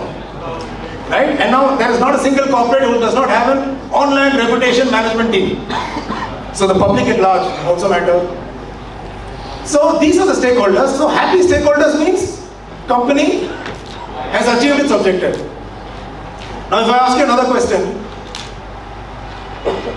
if that is what determines a successful company, what determines a successful individual? That's the purpose of a company, right? To create happy stakeholders. What is the purpose of you? What is the purpose of a person? Sorry? Sorry? Being content, satisfied. Okay? That's denominator management, right? Yeah. You're trying to manage your expectation. Okay? What else? What's the purpose of an individual? What's the purpose of a person? Oh, by the way, I was also curious about this question. So I happened to have an audience with His Holiness the Dalai Lama, and I asked him this question. I thought it was a very intelligent question to ask as well. Right? So I asked him, what's the purpose of life? You know what he said? Very simple. To be happy. Purpose of a corporate? Create happy stakeholders. Purpose of life? To be happy. I was going to sit and I thought, my God, I have a follow-on question. How to be happy? Intelligent question, right? How to be happy? And I thought it would take some more time because, I had this audience stage time. Puchna to chahiye. But he was so quick. And again he said, make others happy. How to be happy, which is the purpose of your life, make others happy. Amazing. So this got me to do some research. And you will come to it probably in your second year, third term. I was looking at a curriculum, by the way. Second year, third term, you have a course called The Science of Happiness. Hey? Any of you did it? Doing it? Read it? Okay. So the science of happiness. And I did the research. Research कहाँ पे करते हैं आजकल? जब तक chat GPT ना आए ठीक से हम गूगल सर्च ही करते हैं. So Google search, share these things. First and foremost, okay, who's happy here? Okay, I see one. Okay, how do you know you're happy? Do you feel happy?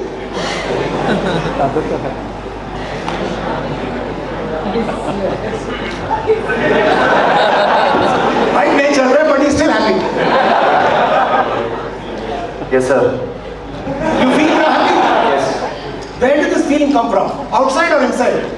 From within. From within. So the science of happiness tells us that the feeling of happiness comes from your endocrine glands. It comes from your hormones. There are happy hormones. Right now he's flushed with happiness. He has happy hormones gushing through his veins. There are largely there are three happy hormones. You get these three right, you will become a great leader.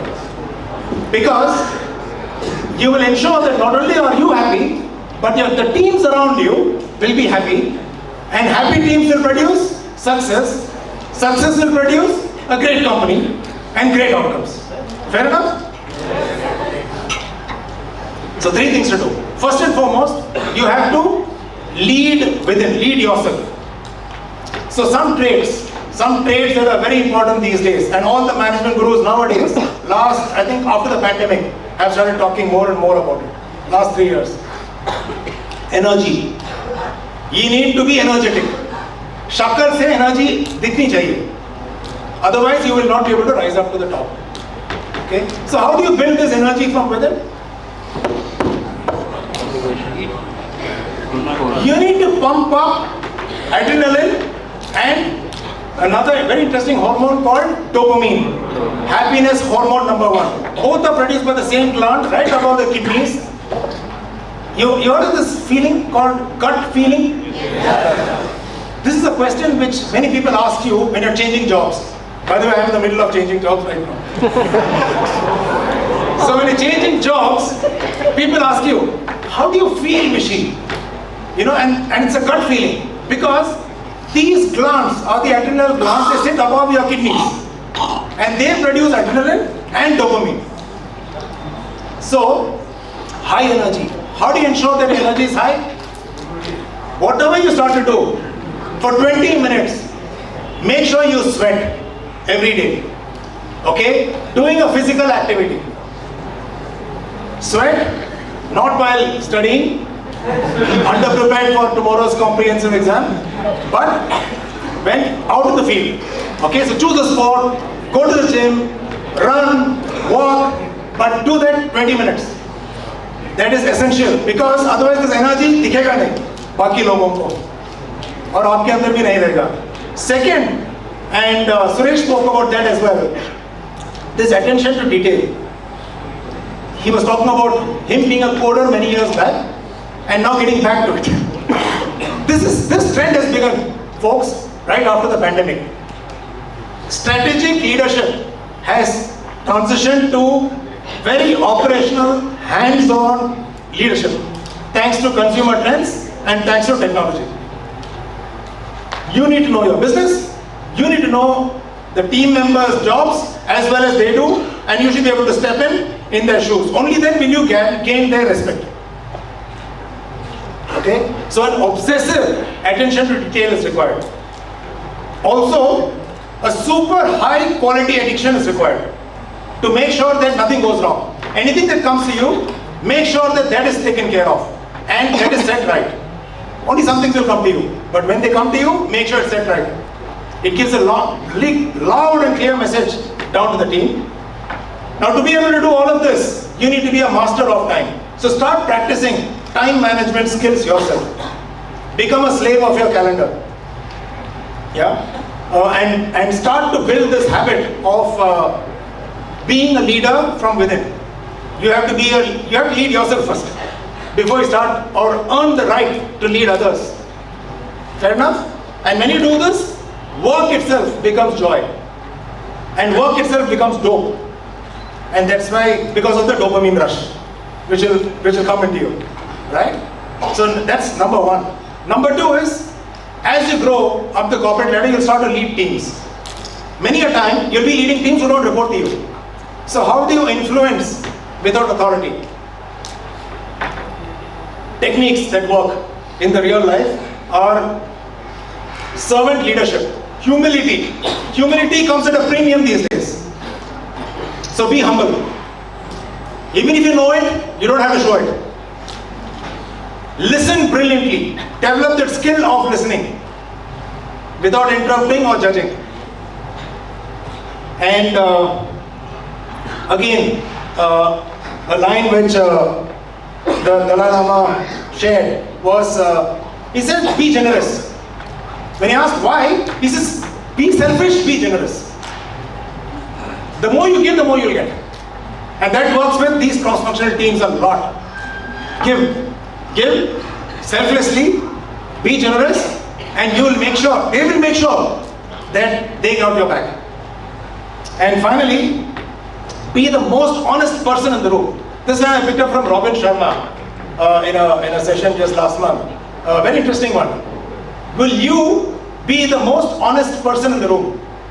And we talked about diversity. Have you heard of this term, HIPPO, last? HIPPO, last? The highest paid person's opinion, last. So if you happen to be the highest paid person, I'm sure you will, one day, not too far in the future, in that room, make sure you share your opinion last, not first. Because that's where DEI starts. So when you start doing this, you'll become the darling of your team. People will want to work with you. I was surprised, I was just rushing on the way Delhi T3 airport today morning, and somebody caught me at the security security check, and he said, Vishy, can I take a selfie with you? I said, what the hell? He took a selfie. He's worked with me 4 years ago, before the pandemic. I don't really remember him. And now he's with competition. But he remembers the feeling that he had when he worked in the team. And what is that feeling? It's a happy feeling. Where did the happy feeling come from? Happy hormones. So he remembers that. And so, a cross-functional team actually works together. People work with people. They don't work with things. People work with people. And this is the second mantra of leadership. Make sure this happens, because what you see is, when people win together in a team, whether it's the Olympics, whether it is your neighborhood gully cricket, whether it's in a corporate world where they accomplish and which achieve their goals, what do people do when they win together? How do they celebrate? Physically? Of course, have a drink. Hug. Okay, why do you think people hug? Hormones are released. Hormones. When you hug mammals, it is not applicable for reptiles, not applicable for birds, not applicable for insects. Mammals. When mammals hug, the master gland, the hypothalamus, sitting, if you were to cut your head this way and this way, cross section, at the center of it you have this gland. And this master gland controls the rest of the body, produces a magical hormone called oxytocin, which gets generated when you give a tight hug to another mammal. Okay? You want to try it out? Stand up. Just stand up. Let's stand up. No problem. See, adult learning is all about experiential learning. Stand up, stand up.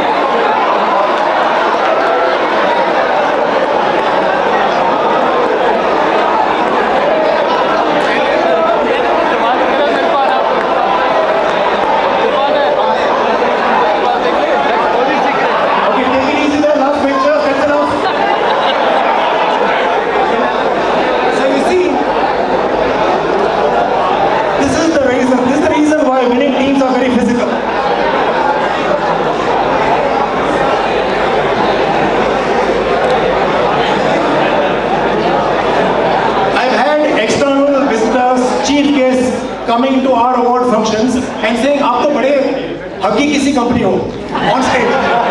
But you know what? That's a sign of a winning team, right? Keep the kissing away, but hug.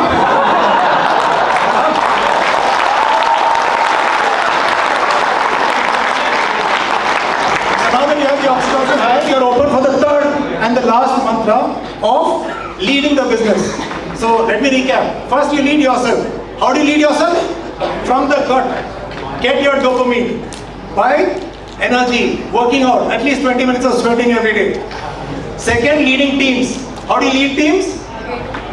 Yeah. No, you don't have to. Get them to hug each other. Get them to hug each other. Do things that will get them to win. And in the victory, they will hug each other and they will remember the feeling of winning. So even when they're down, perseverance will kick in. They will not give up. They will not give up. They will be self-motivated. And they will work through pull and not just push. And finally, leading the business. For leading the business, you have to use Tisri Aankh. It's a gland which is hidden behind the forehead. Tisri Aankh. It's here. It's called the pineal gland. When sun is down, it secretes melatonin, tells you to sleep. When the sun is up, it can see. When the sun is up, sunlight, 20 minutes of sunlight, melatonin is replaced by serotonin. And serotonin is a feel-good hormone. Good mood. Professor अच्छे mood में है आज. पूछते हो ना अंदर जाने के पहले, चेंबर के अंदर जाने के पहले. That is serotonin. In doubt, take the professor for a walk out in the sunlight for 20 minutes. Better. Can't fail. Because the gland will take over. Right? So what do? Now this is a very interesting topic, because this gland can also be fooled to believe in a room like this where there is no sunlight to get working. You know how? They say find your place in the sun. Which means what? Recognition. When you receive recognition, this gland gets activated. Very similar to sunlight. So, shine the light on others. Stop shining light on yourself. In this world of social media, in this world of selfie, try to be a little selfless. Take others' selfie. Hold the flashlight. Right? Because when you see that, you'll find that then you're able to, the team is able to come around you, and there's another great company which I admire, Google. You know what they're really famous for? But you can't Google it up too much because they've erased it. They are cheerfully paranoid. They are paranoid that somebody will nuke their business. For 20 years they've been leading the search engine. It's become a category name. Like, will you have Coke? Did you Google it up? Nobody asks you to search. Right? So, but they are still scared. And they are cheerfully paranoid. So with AI coming in, they got barred and they are planning a big bang explosion, whatever. So is every other company, all the big techies. But what you need to do is, how will you be that cheerful paranoia leader? And how can you be a cheerfully paranoid leader? Simple. Stay close to the ground. Keep your ears to the ground. Don't get caught in the ivory tower. Many of you will get ivory tower jobs, especially being MBA graduates. You will succeed, and I've seen those people every year. We take a batch of MBA students from all over the country. Those who succeed are the ones who've got their ears close to the ground. So they will catch those early signals. They will catch those trends. They will catch the voice of outside as well as inside, but not from the ivory tower, but from the field. So start doing that. So when you start doing that, you will lead the business. And when an insight comes in, shine the light on them. Shine the light on your team's talent. You want to try that out again? We're doing a biology experiment, I think. Let's try it out. All of you have phones, right? Okay, you chose your partner. Who gave you the best hug? So you're still partners now for the next 2 minutes. So take out your phones. One of you decide, one of you shine the light on the other. Open your flashlight. Yeah. One of you open the flashlight and the other take a selfie of both of you.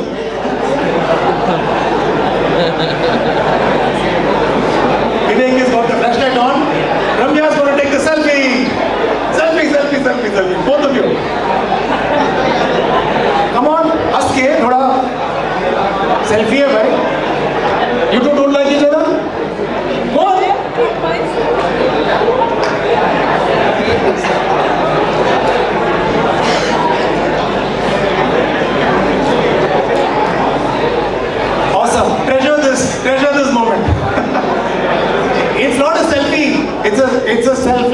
me because you and your partner are there. Very good. Fantastic. So friends, you see that however things might change, wherever life takes you, whatever happens in technology, some things will remain constant, which is we are human. Those glands that were there, are there, will remain. Those hormones will remain.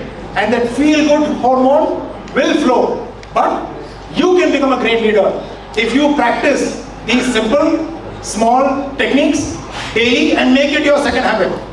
So that it doesn't have to come from a management book. And the science of happiness can all be practiced by you and hopefully one day aced by all of you. Thank you.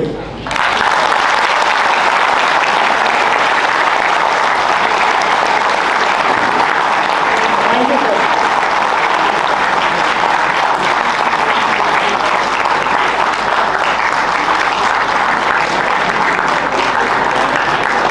Thank you, sir, for such an exciting session. Now the floor is open to questions.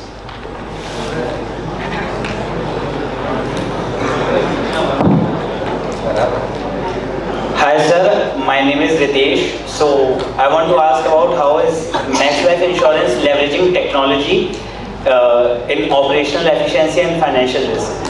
You talk a lot more about all the things, but Max We have a board meeting coming up next week. ये तुम ऐसे सवाल पूछ रहे हो.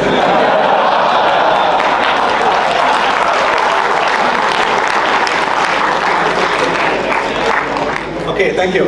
So it's very clear. Technology has to drive value. Have a seat. Technology has to drive value. So we try to work out a value stream and then see where to put plug-in technology. So there are two big areas where tech works, right?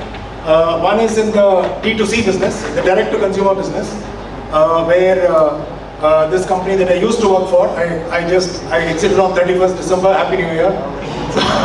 So after 23 years of being with them, so this company, what they've done is actually scaled up the e-commerce business, because when I was only 5 years old in the company, a New York Life Mahaguru, 35 years in the business, came and told me, Vishi, if you want to innovate, why don't you join life insurance? I wanted to prove him wrong. And second, someone told me, his colleague told me, insurance is always sold, it is never bought. Life insurance is always sold, it is never bought. So the rebel in you tries to prove him wrong. So we started this D2C channel, and very happy to share that now nearly 26% of our new customers acquired every day, right, and about 6.5, 7 lakh customers are acquired every year. They are acquired, they buy from us online. They come to our website, they go to a policy bazaar, they go to a web aggregator's website and they buy. So technology has provided a platform, but the psyche change comes from ease of doing business. So we made it easy for people to do business. And again, here a human factor. Just by putting things up, it didn't work. It didn't work. It's an 8-year struggle we had. Just by putting things up on the online space, nobody went and just bought. What we did was an insight. We made sure that we paid our claims right. So you'll find that India ke bharose ka number, or the claim settlement ratio, this company has been leading 5 years now. And thanks to that, we are number one. If you go to Policy Bazaar site, which is the largest aggregator, I'm taking their name, you'll find that this company, Max Life's premium is price to premium ratio. People look for value, right, online? Key. It's only term plan, so what can be cheaper? Who will offer me lower premium? But you'll find that Max Life's premium is number 8, which means there are 7 other companies, large companies, who offer cheaper premiums. But the claims paid trophy is with this company, so people choose it. So you have to understand how people view trust, the surrogate of trust. What is the surrogate of trust in this very touchy-feely subject of buying a 40-year term insurance plan, which you can't get out of, right? So I think that's why you should use technology. So we used it, and that's driven great value. We are the number one e-commerce, and we run a profitable. Max Life runs a profitable e-commerce business. Similarly, in weeding out repetitive mistakes, costs from the back office, right? Whether it's call center management, whether it is email management, customer communications, then there is a certain use case which works. And of course, the onboarding process, the onboarding of a customer is now fully digital. There's no paper, so that has increased the speed of doing business. 23 years back, in my first year, we achieved a total of something like 24 crores of new business in the first year. New York Life, our JP partner, was so happy they took us to New York. And now, this company does 20 crores of business a day. So that's the scale which you can achieve through technology. Could not have happened with paper. Could not have happened. Impossible. Right? So tech can help in those 2-3 specific areas.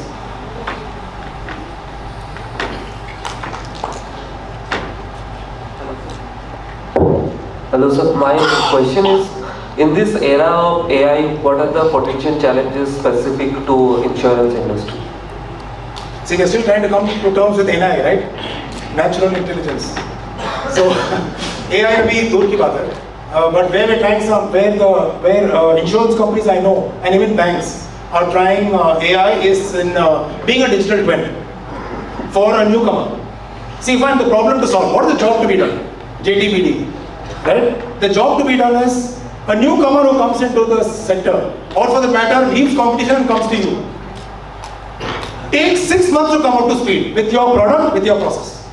So how do you collapse it? If you collapse it, significant value can be generated. Because pagaar wahi hai, incentive or salary cost wahi hai, supervision cost wahi hai, per outcome, productivity is one third that of a person who's 6 months tenured.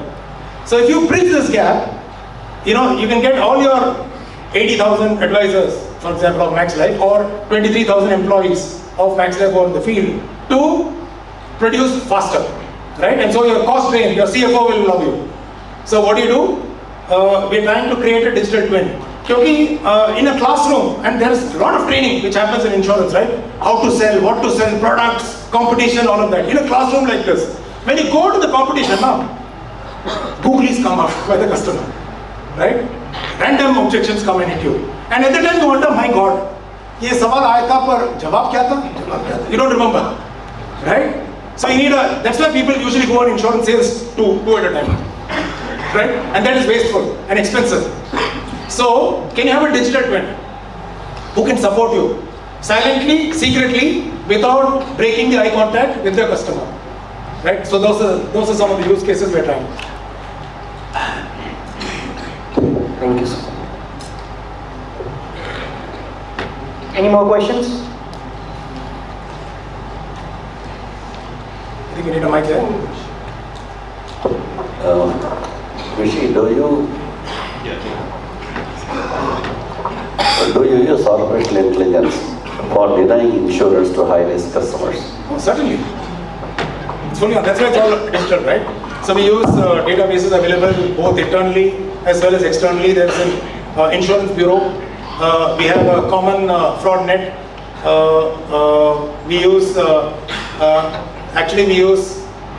very primitive form of AI to make sure that the selfie which is taken is of a human only and not of a selfless photograph of a dead person. Things like that.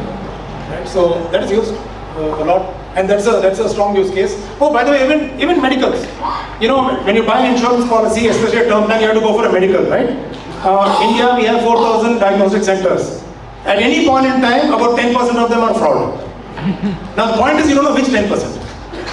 So how do you create only so much friction so that the 90% are not affected, but the 10% are caught? Otherwise, you can lose your shirt, right? So we did some good AI works. In fact, some awards were won, 7 awards were won for this work, for this use case, and that was actually looking at reports. Okay, an engine is looking at your reports, which are coming in every day, day in and day out, for the last 5 years and now, and trying to compare all the blood values, right? The same as what it was previously from the same, because what these people do is they just copy paste. You give $500, they give you a medical report of your choice. Possible, right? And when that comes, it is somebody else's medical report, but they are careless enough, so we get to catch it, and then we delist them. Human eye cannot do it, because every insurance company has, let's say, 100 underwriters. The case won't come in one after the other, right? It hits here, it hits there, it hits there. So you don't know how to spot a fraud pattern. But fraud patterns can be centrally monitored, and that's a strong use case for us. And thanks to that, our mortality is well under control. And because the mortality is well under control, we can price our products well, and hence our profits are good.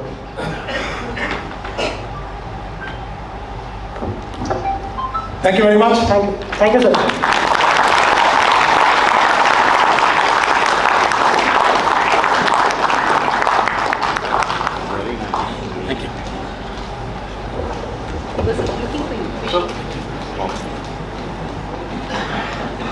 Now, introducing our next speaker for the day, Mr. Vivek Bhatia. Mr. Vivek Bhatia is the MD and CEO of ThyssenKrupp Industries, India Private Limited. Mr. Bhatia is passionate about innovation and application of new technologies in industry. He has driven digitalization and sustainability topics aggressively at ThyssenKrupp. Previously, he was CEO Asia Pacific at ThyssenKrupp, based in Singapore, driving group activities for all ThyssenKrupp companies in the region. Prior to this, he was the head of strategy, markets and development for the Asia Pacific region based in Singapore.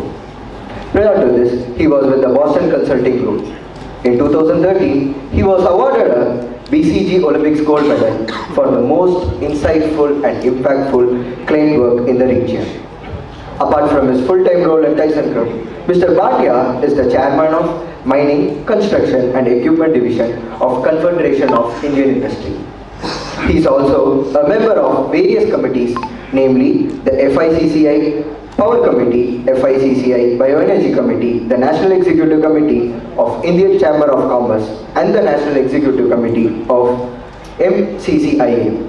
Mr. Bhatia holds an MBA from IIM Calcutta with a focus on strategy and corporate finance, an MTech with a gold medal from IIT Delhi in energy and environmental management, a BE with honors from University of Delhi in mechanical engineering.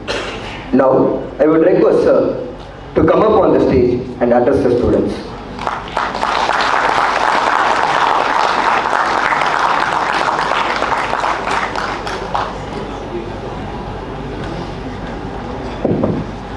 Do we have the video? Yes. Right. So let's just play it and then come on.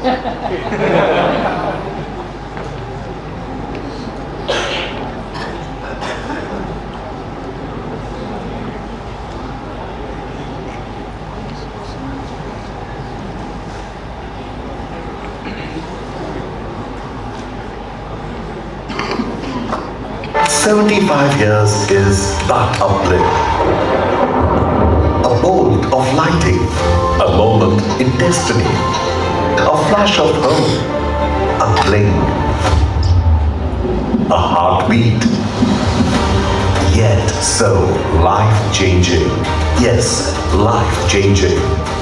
That's what the last 75 years have meant to us.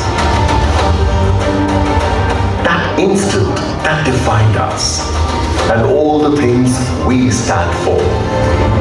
A name that's synonymous with tomorrow, a future-thinking company firmly rooted in the present. One that creates solutions that keep up the pace of an ever-changing world. To evolve and innovate for a tomorrow that could bring many challenges. To sustain an ever-growing, ever-thriving world with climate-friendly, dynamic solutions. To put the power in empower as we breathe life into economies the world over. To be a leader in the thought that there can be no tomorrow without coming together, working as one. Building, growing, providing, evolving. 75 years might not be a long time, but it's enough to change lives. yours just as much as ours. And we are proud to partner you in building the future together. Our journey started 75 years ago in the year that India became independent. In 1947, when ThyssenKrupp Industries India was founded, no one could have imagined the incredible journey that was ahead of us. We all know that for over 200 years, ThyssenKrupp, driven by its engineering excellence and innovation mindset, has been shaping the industrial landscape across the world. And it was the combination of those strong capabilities with the entrepreneurial mindset from the Indian team that created ThyssenKrupp Industries India and has made it a force to be reckoned with across the world. It's been a wonderful journey of building plants, of creating infrastructure, of making an impact on the economic growth of India and countries around the world. It's a journey that's been simply amazing. It's a journey that we're all so proud of.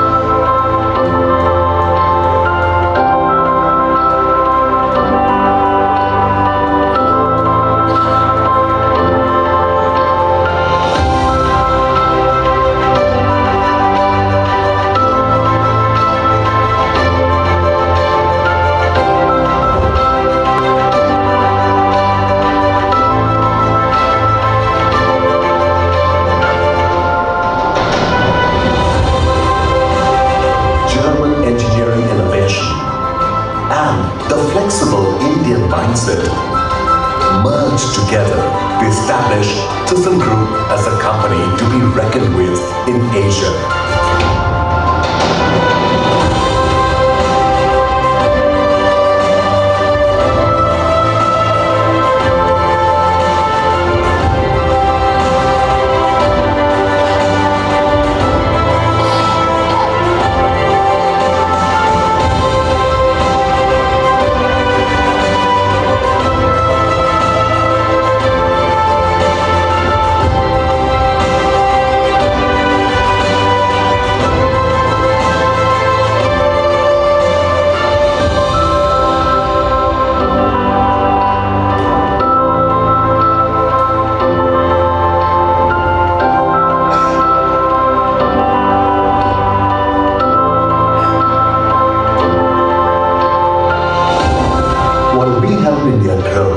We haven't forgotten our green responsibility. ThyssenKrupp is using innovative technology to reduce our carbon footprints, and every project is executed with a low environmental impact in mind.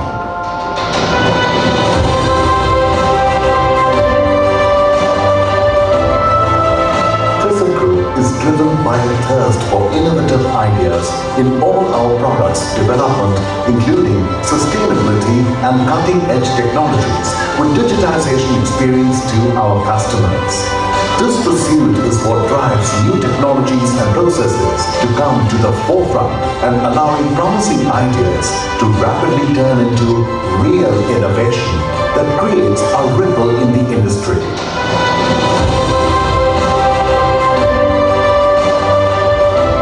Empowered by excellence, driven by innovation, German technology and Indian talent are weaving a path together for the future.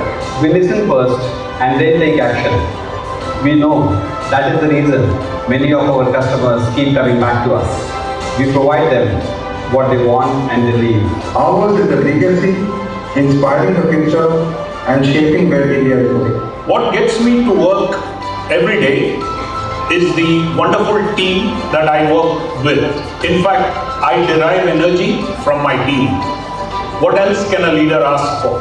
They are absolute go-getters and I would say a fearless bunch of guys. I'm just as good as my team. So what makes us customer coming back to us is really what makes the idea which we convert into a reality.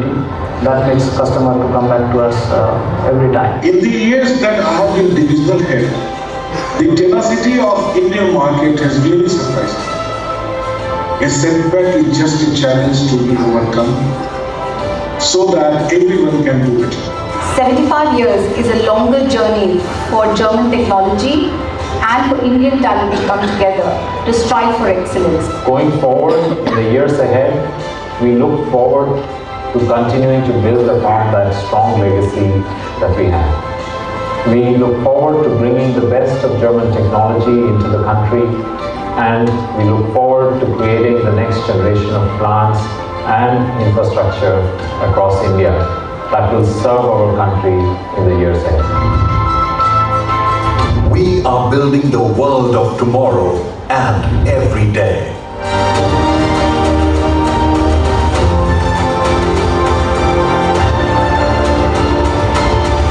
Engineering tomorrow together.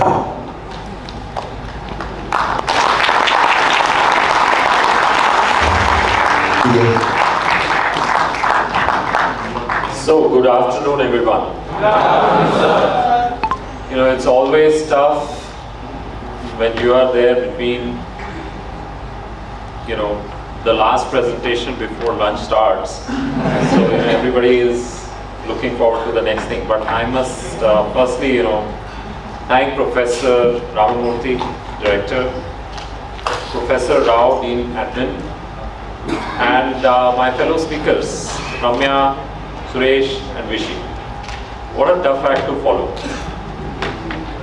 Now, I know that was a rather long video. It did two things, you know, I have to speak a little less, but also, more importantly, I think it helped me hopefully break this, you know, association that ThyssenKrupp is about elevators and lifts.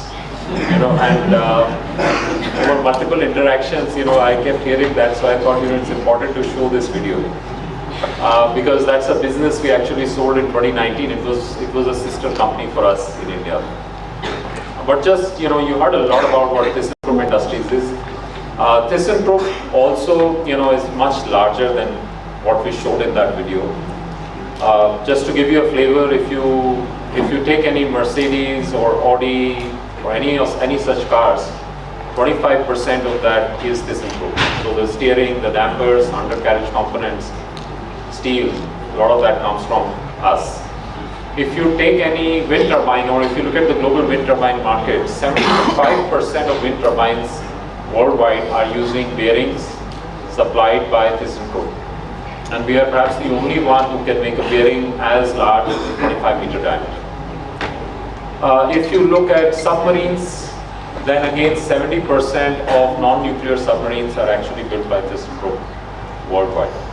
So think of the German U-boat, that is basically us. Yeah. But the heritage of the group actually is in steel, and if you look at various grades of stainless steel, electrical steel, many of those inventions come directly out of this group. So it's a fairly diversified, broad group that I'm representing today. But you know, that is not something I want to elaborate or spend too much time talking about. So I think there are three aspects to what we are trying to engage on today. One is, I would say, leadership. Second is about diversity, and third is about change. So maybe let me start with diversity. Now going back to my, the time when I was maybe 1 year before in a similar situation like you guys were, appearing for an interview for one of the IIMs, and it was IIM Bangalore, and I walked in for the interview, and the professor said, Vivek, tell us about yourself. It's a very harmless question, I thought. So I said, I'm just this typical young guy coming from an average middle class family. So little did I know that, the professor, one of the professors on the other side was, from the consumers topic, he was a marketing guru. So he absolutely pounced on that phrase, average middle class family. Right? And what followed for the next 30 minutes was a very harrowing experience for me. Because he said, what is an average middle class family? So anything I threw at him, he would dissect it and he would say, this is not average. This is not typical. And I think that is, for me, I think from that day was a very important message that I've carried through with me all my life.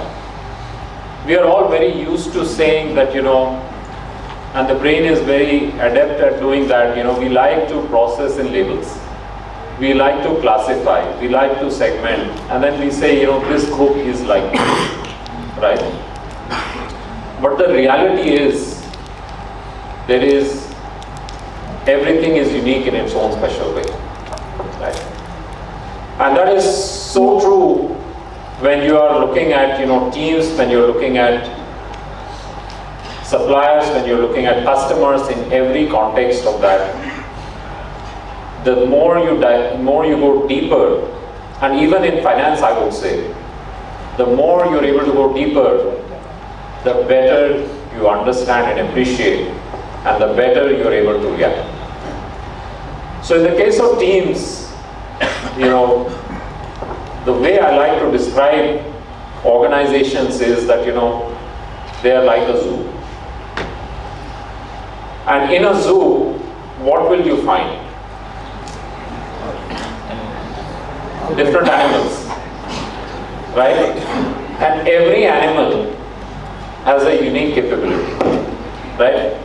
So imagine yourself as a leader and you might get an eagle, you might get a tiger, you might also get a donkey, right?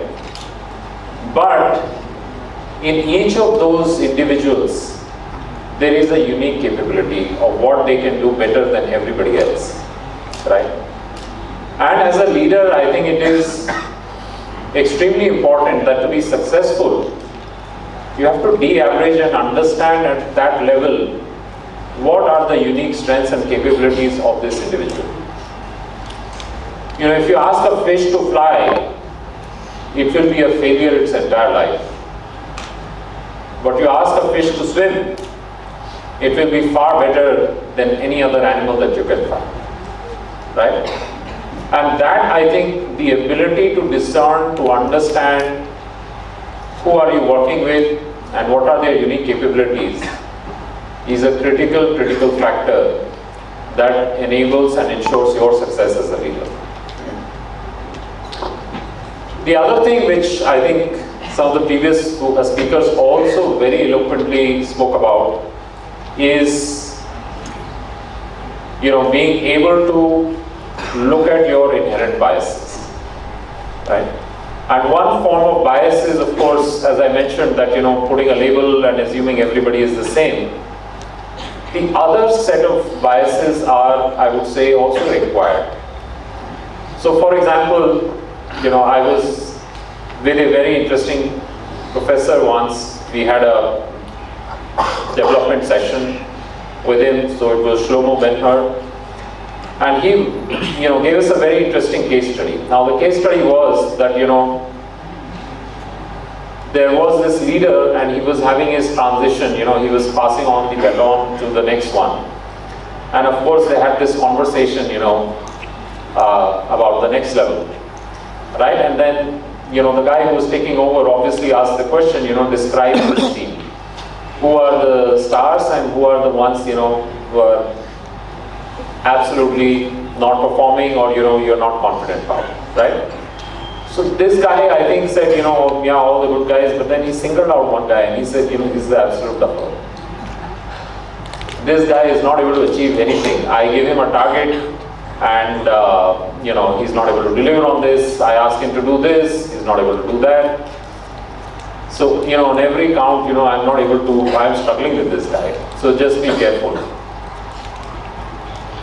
Now, after 1 year, this new guy was supposedly having this similar conversation with the next guy. And his feedback was exactly the opposite. That this guy, who was a duffer, was actually the star. And when they analyzed this, they actually said that, there was a bias in the first guy's perception about that particular individual, right? And he said that, if something went wrong, he was saying, definitely it's because of this guy. Because I know he's a loser. But the moment he was doing something good, he was saying this is happening by accident. It can't be this guy. It was just the circumstances, it was the rest of the team, it was the customer, who gave him that order, something else happened, it was not this guy. But with the other person, who rated him highly, it was actually the reverse. Because he had heard that critical feedback, he was sympathetic. And he was saying, yeah, that mistake happened, but it was not exactly this situation, he was handicapped by these 5 things. Right? And when this guy was doing something good, he was really looking into the aspect of his contribution, and he was saying, yes, this guy really made an outstanding contribution, and that is why, that outcome was the way it was.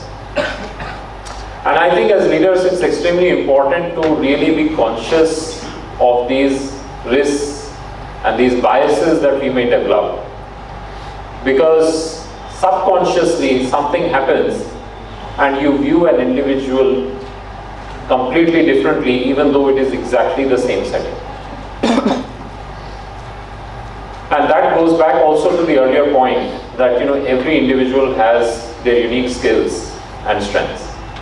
And as leaders, it is important from a diversity perspective to really understand what those strengths are and how do you leverage those strengths, how do you play along those strengths and make the most of it.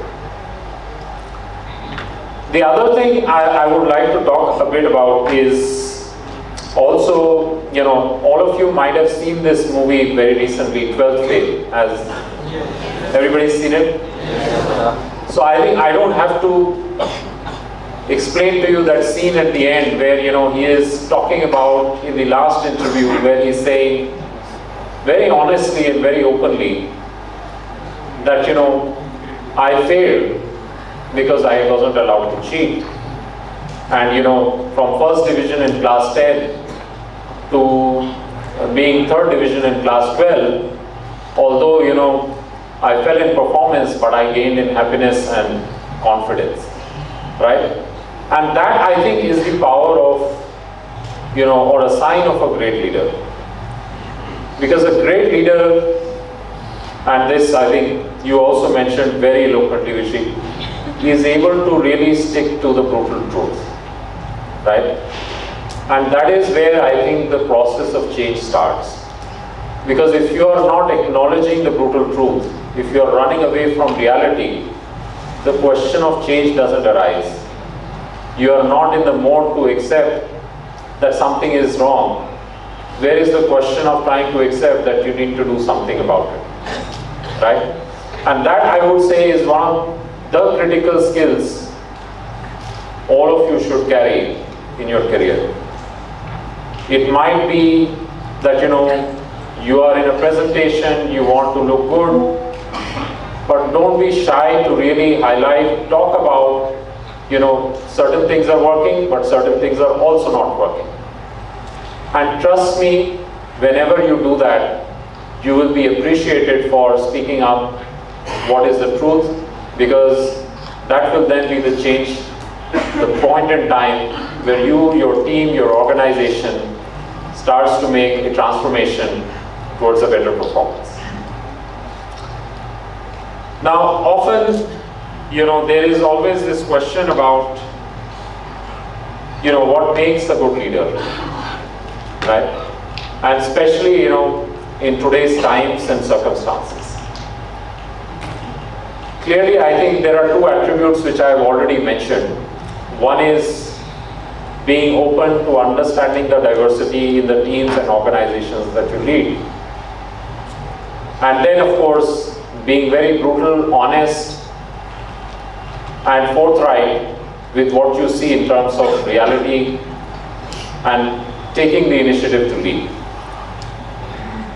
But there is another aspect to leadership, which is very, very fundamental to being a leader. And that is followership. You cannot be a leader if there are no followers, right? And that does not require a formal reporting relationship, but that requires that people are there and listen to what you're saying, understand what you're saying, and believe in what you're saying, and accept that they want to move ahead and work according to what you're saying. And that, I think, is a very, very important thing to understand as you step into your careers as young MBA graduates. Leadership is not about formal reporting relationships. Leadership is about being able to define the journey ahead, convincing a set of people to come along with you, and taking them along in that journey and earning their confidence and trust. So I would say these are definitely three areas that all of us should consider as we are thinking about our respective journeys going forward. One of the last messages I would like to leave you with is, in all of this that you will do during the course of your careers, in your respective life journey, there is an aspect that you should keep with you. And I take that, from two very interesting words.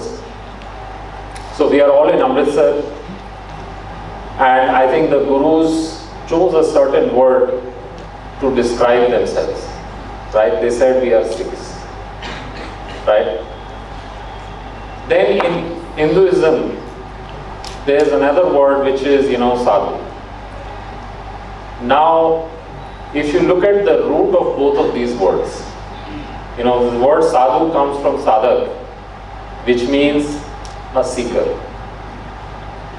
The word Sikh comes from the root learn, and be a learner. And I think these are two brilliant words that you should keep with yourself for the rest of your lives. When we are 5 years old, it is one of the most intense learning periods for us as human beings. But somewhere from that age to where we are today, we tend to lose that spark to keep on learning, to keep on accepting and acknowledging new things, and making that a part and parcel of who we are. If there is one thing that you can do which can be transformative for your future life, I think is to remember these two words and become a learner for life, and continue learning from every situation, continue learning from every interaction, and continue learning from every experience. And that alone will prepare you for every change, every specific challenge, every unique situation, every disruption that you will face in the world. With that, thank you so much and wish you all the very best.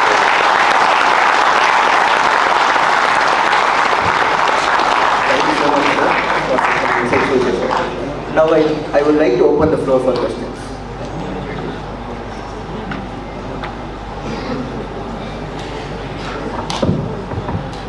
Good Good afternoon, sir. My name is Anuj Verma.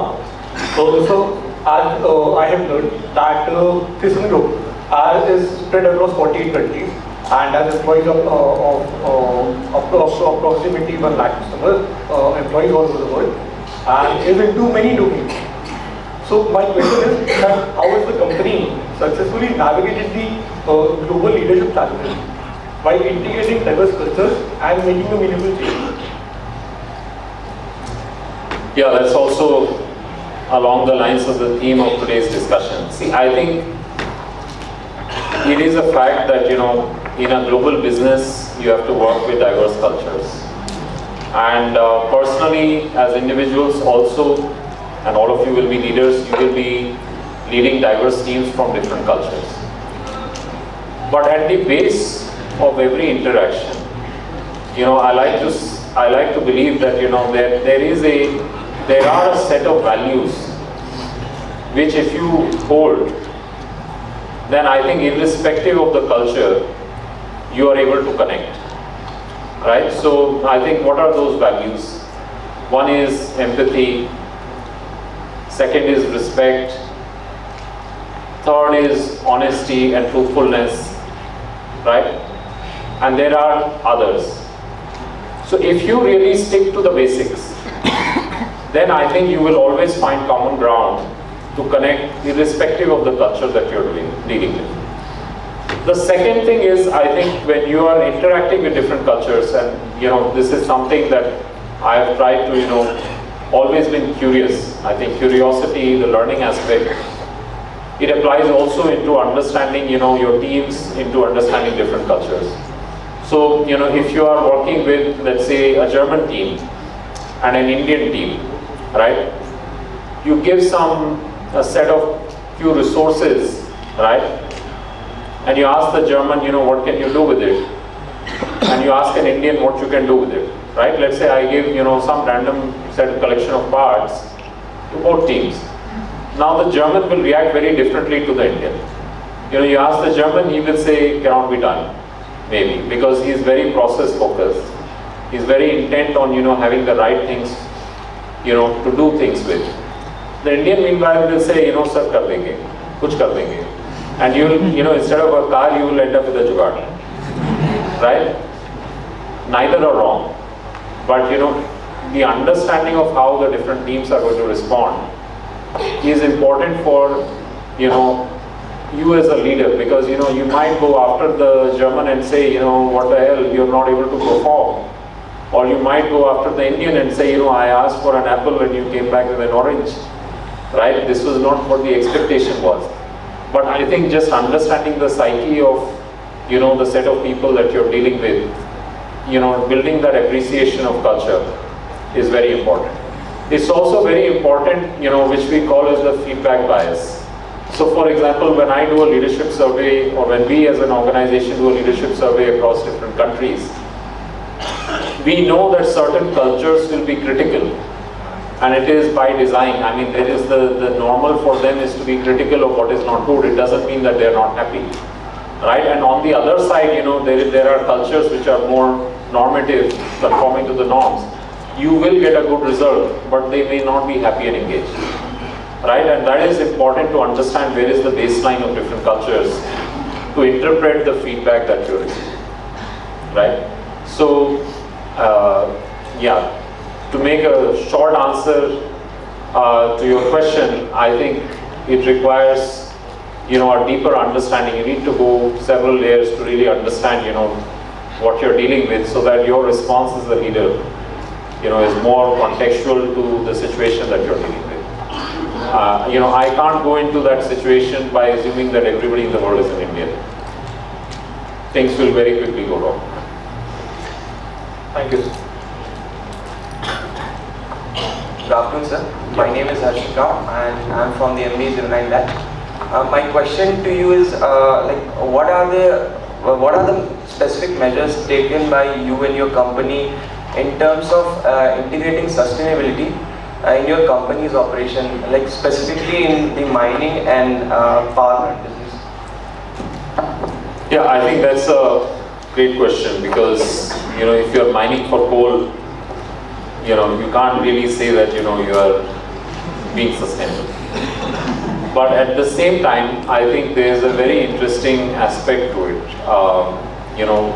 When you look at what India is doing in the coal sector, we are actually importing 25% of our coal, which means it comes from South Africa, Australia, Indonesia. How does it come? It gets mined there, it gets put on a ship which burns fuel oil and is polluting all the way from the port in Indonesia to the port in India, right? So obviously we like to believe that, the moment we contribute to domestic mining, we are actually offsetting a certain amount of emissions that might have happened by substituting imported coal with domestic coal. That is one aspect. The other aspect is when you look at the mining business itself, how do you mine for coal, right? So the way it happens is, you take a large truck, you put diesel into it, right, and you move it from point A to B. Now this is the most inefficient way of, moving materials. Why? Because if you have a truck, firstly, you are going to be 50% efficient simply because halfway the truck is going to come back empty. Right? It's going to carry the load in one direction, it's going to come back again empty.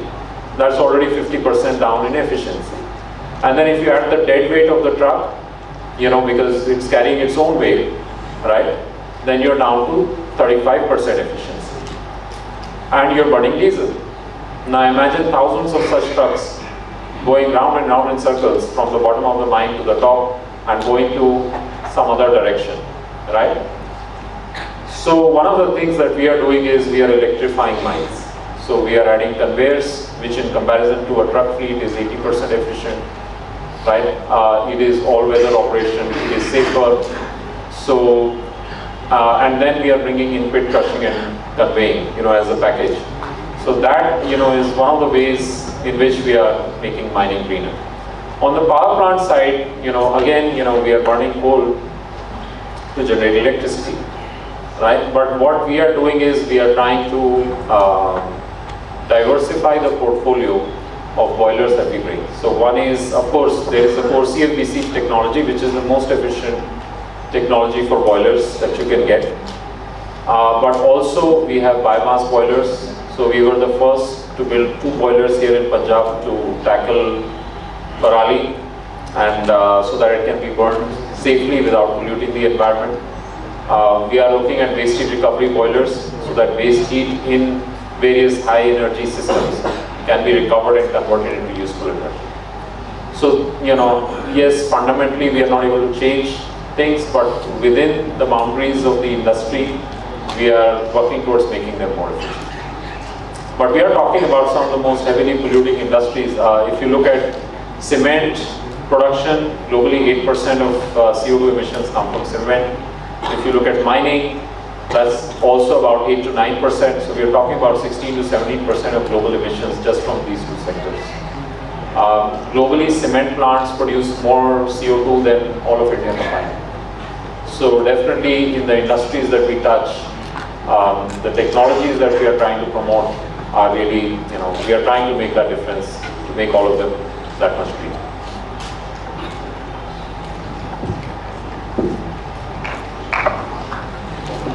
Professor sir? Yes. Siddhantan, my question is that how will your experience in diverse sector help you shape your approach toward innovation and leadership? This is a very interesting question. So, at TKII, we run pretty much every business model that you can think of in the B2B industry segment. So, we have back office engineering, so pure engineering, we have EP, EPC, EPCM, we have the stock and sell distribution model. So, and we have O&M. We have around 6,000 people doing O&M work, really running plants. The way we look at each of those business models is very different. And that, I think, also goes back to the point of diversity. Because if you have, the same set of KPIs by which you measure each and every business model, then you will get completely inaccurate perceptions about how that business is performing. So we are de-averaging along the lines of business models, not necessarily along the lines of technology. And then that is, how as a finance team and business team, we are looking at that business and saying, how do we, run this in the most efficient way, right? And what are the most relevant metrics that show us the health and performance of that business model. So somewhere, it is not margins but ROCE.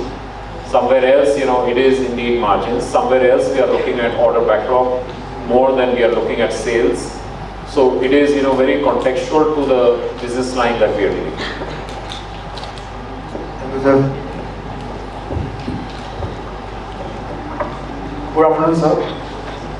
Yes. Yeah. My name is Shikhar, and my question from you is, how does the academic learnings from our institutes are applied at the industry level? Because I believe that you have had a very glorious academic career from IITs and IIMs, and right now you are at top of your corporate ladder. So what is this gap which we generally hear about from the industry, and how can we improve on that? Yeah, I think that's a question I've been asked several times. I think, firstly, I can only encourage all of you, to really use the 2 years that you have. I think if I look back at my IIM Calcutta experience or any of my academic experiences, I really learned a lot. And not all of that was, through what we had in the classroom. I think inside the classroom is one part, but even outside the classroom, there was a lot of learning, and which is also one of the reasons why I like having interactions with students. Because personally, in industry interactions, there were very interesting perspectives that I picked up as a student, whether at DCE, whether at IT, or whether at IIM. I can only encourage all of you, to really make the most out of these 2 years and really ask your question, ask one simple question after you finish every course. And if it helps, even make a diary out of that and just write one page on what was your key learning from that course, right? Obviously, you won't remember everything after 10 years. But if you, write that one page and distill for yourself what were the key messages you took, I think you will create your own Bible. That's something actually I've tried to do, over the years. I have a diary for several years. Every project that I used to do at BCG, after 6 months, when the project would end, I would go back and write, what did I learn about business from that project. And sometimes, it was about M&A, sometimes it was about balance scorecards, sometimes it was about managing a difficult client. But, I have those memories because, after a point in time, you tend to forget. But every now and then, I think it's a wonderful idea to just go back into those pages and something might pop up, which, gives you some interesting insight. But I think the key is really what I said, be curious and keep learning. There's no end to it. Thank you, sir.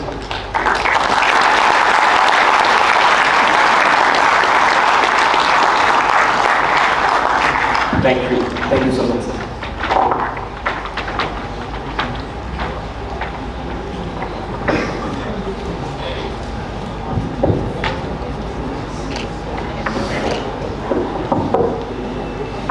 I would like to thank all the industry leaders for providing a window to the corporate world in such an informative manner.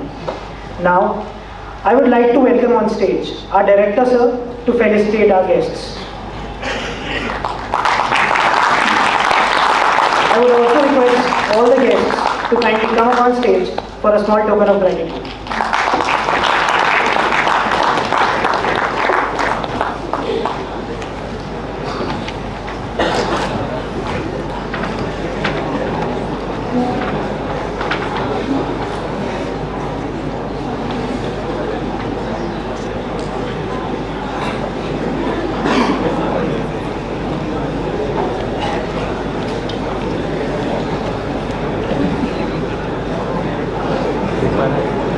कोई लोग क्या ही देख रहा है।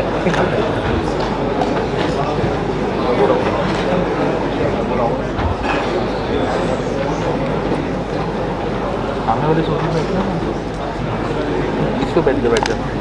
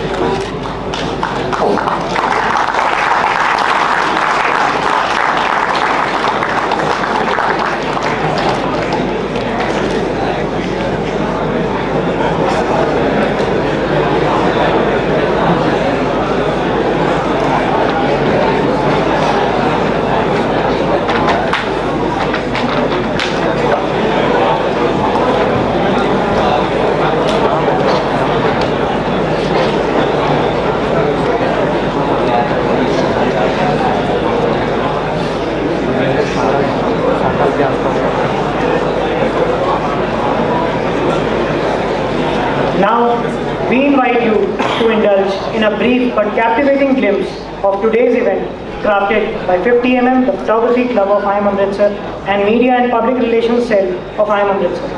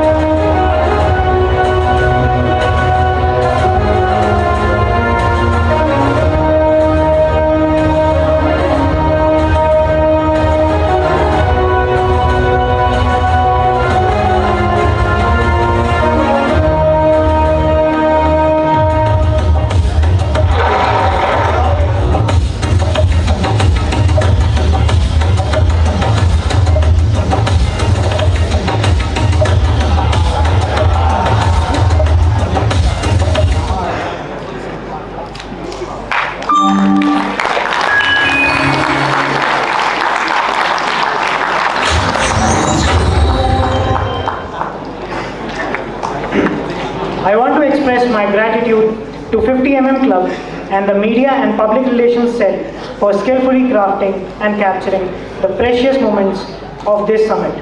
Your contribution is truly appreciated. Now, I'd like to welcome Saurabh from the Industry Interaction Committee to give the vote of thanks.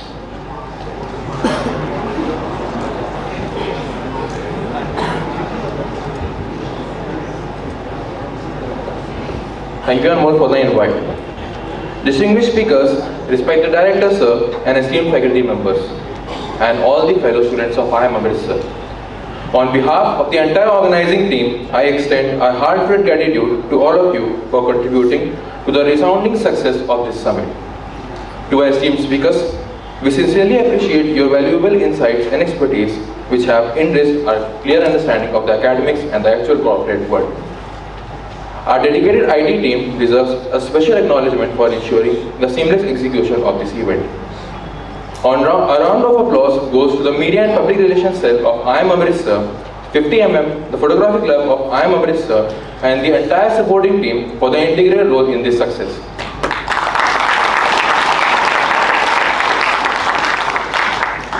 We also appreciate the efforts of the Placements Committee of IIM Amritsar to maintain the necessary decorum at the summit. Kudos to the entire Industry Interaction Committee for organizing this remarkable event. A big round of applause for us also. Lastly, our fellow students at IIM Amritsar, your unwavering support, patience, active participation have been truly appreciated. Once again,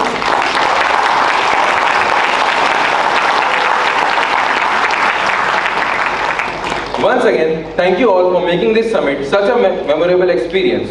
We eagerly look forward to your presence at the next event also. Now, I would like to invite speakers, faculty members, and the members of the Industry Interaction Committee for a group photograph on the stage.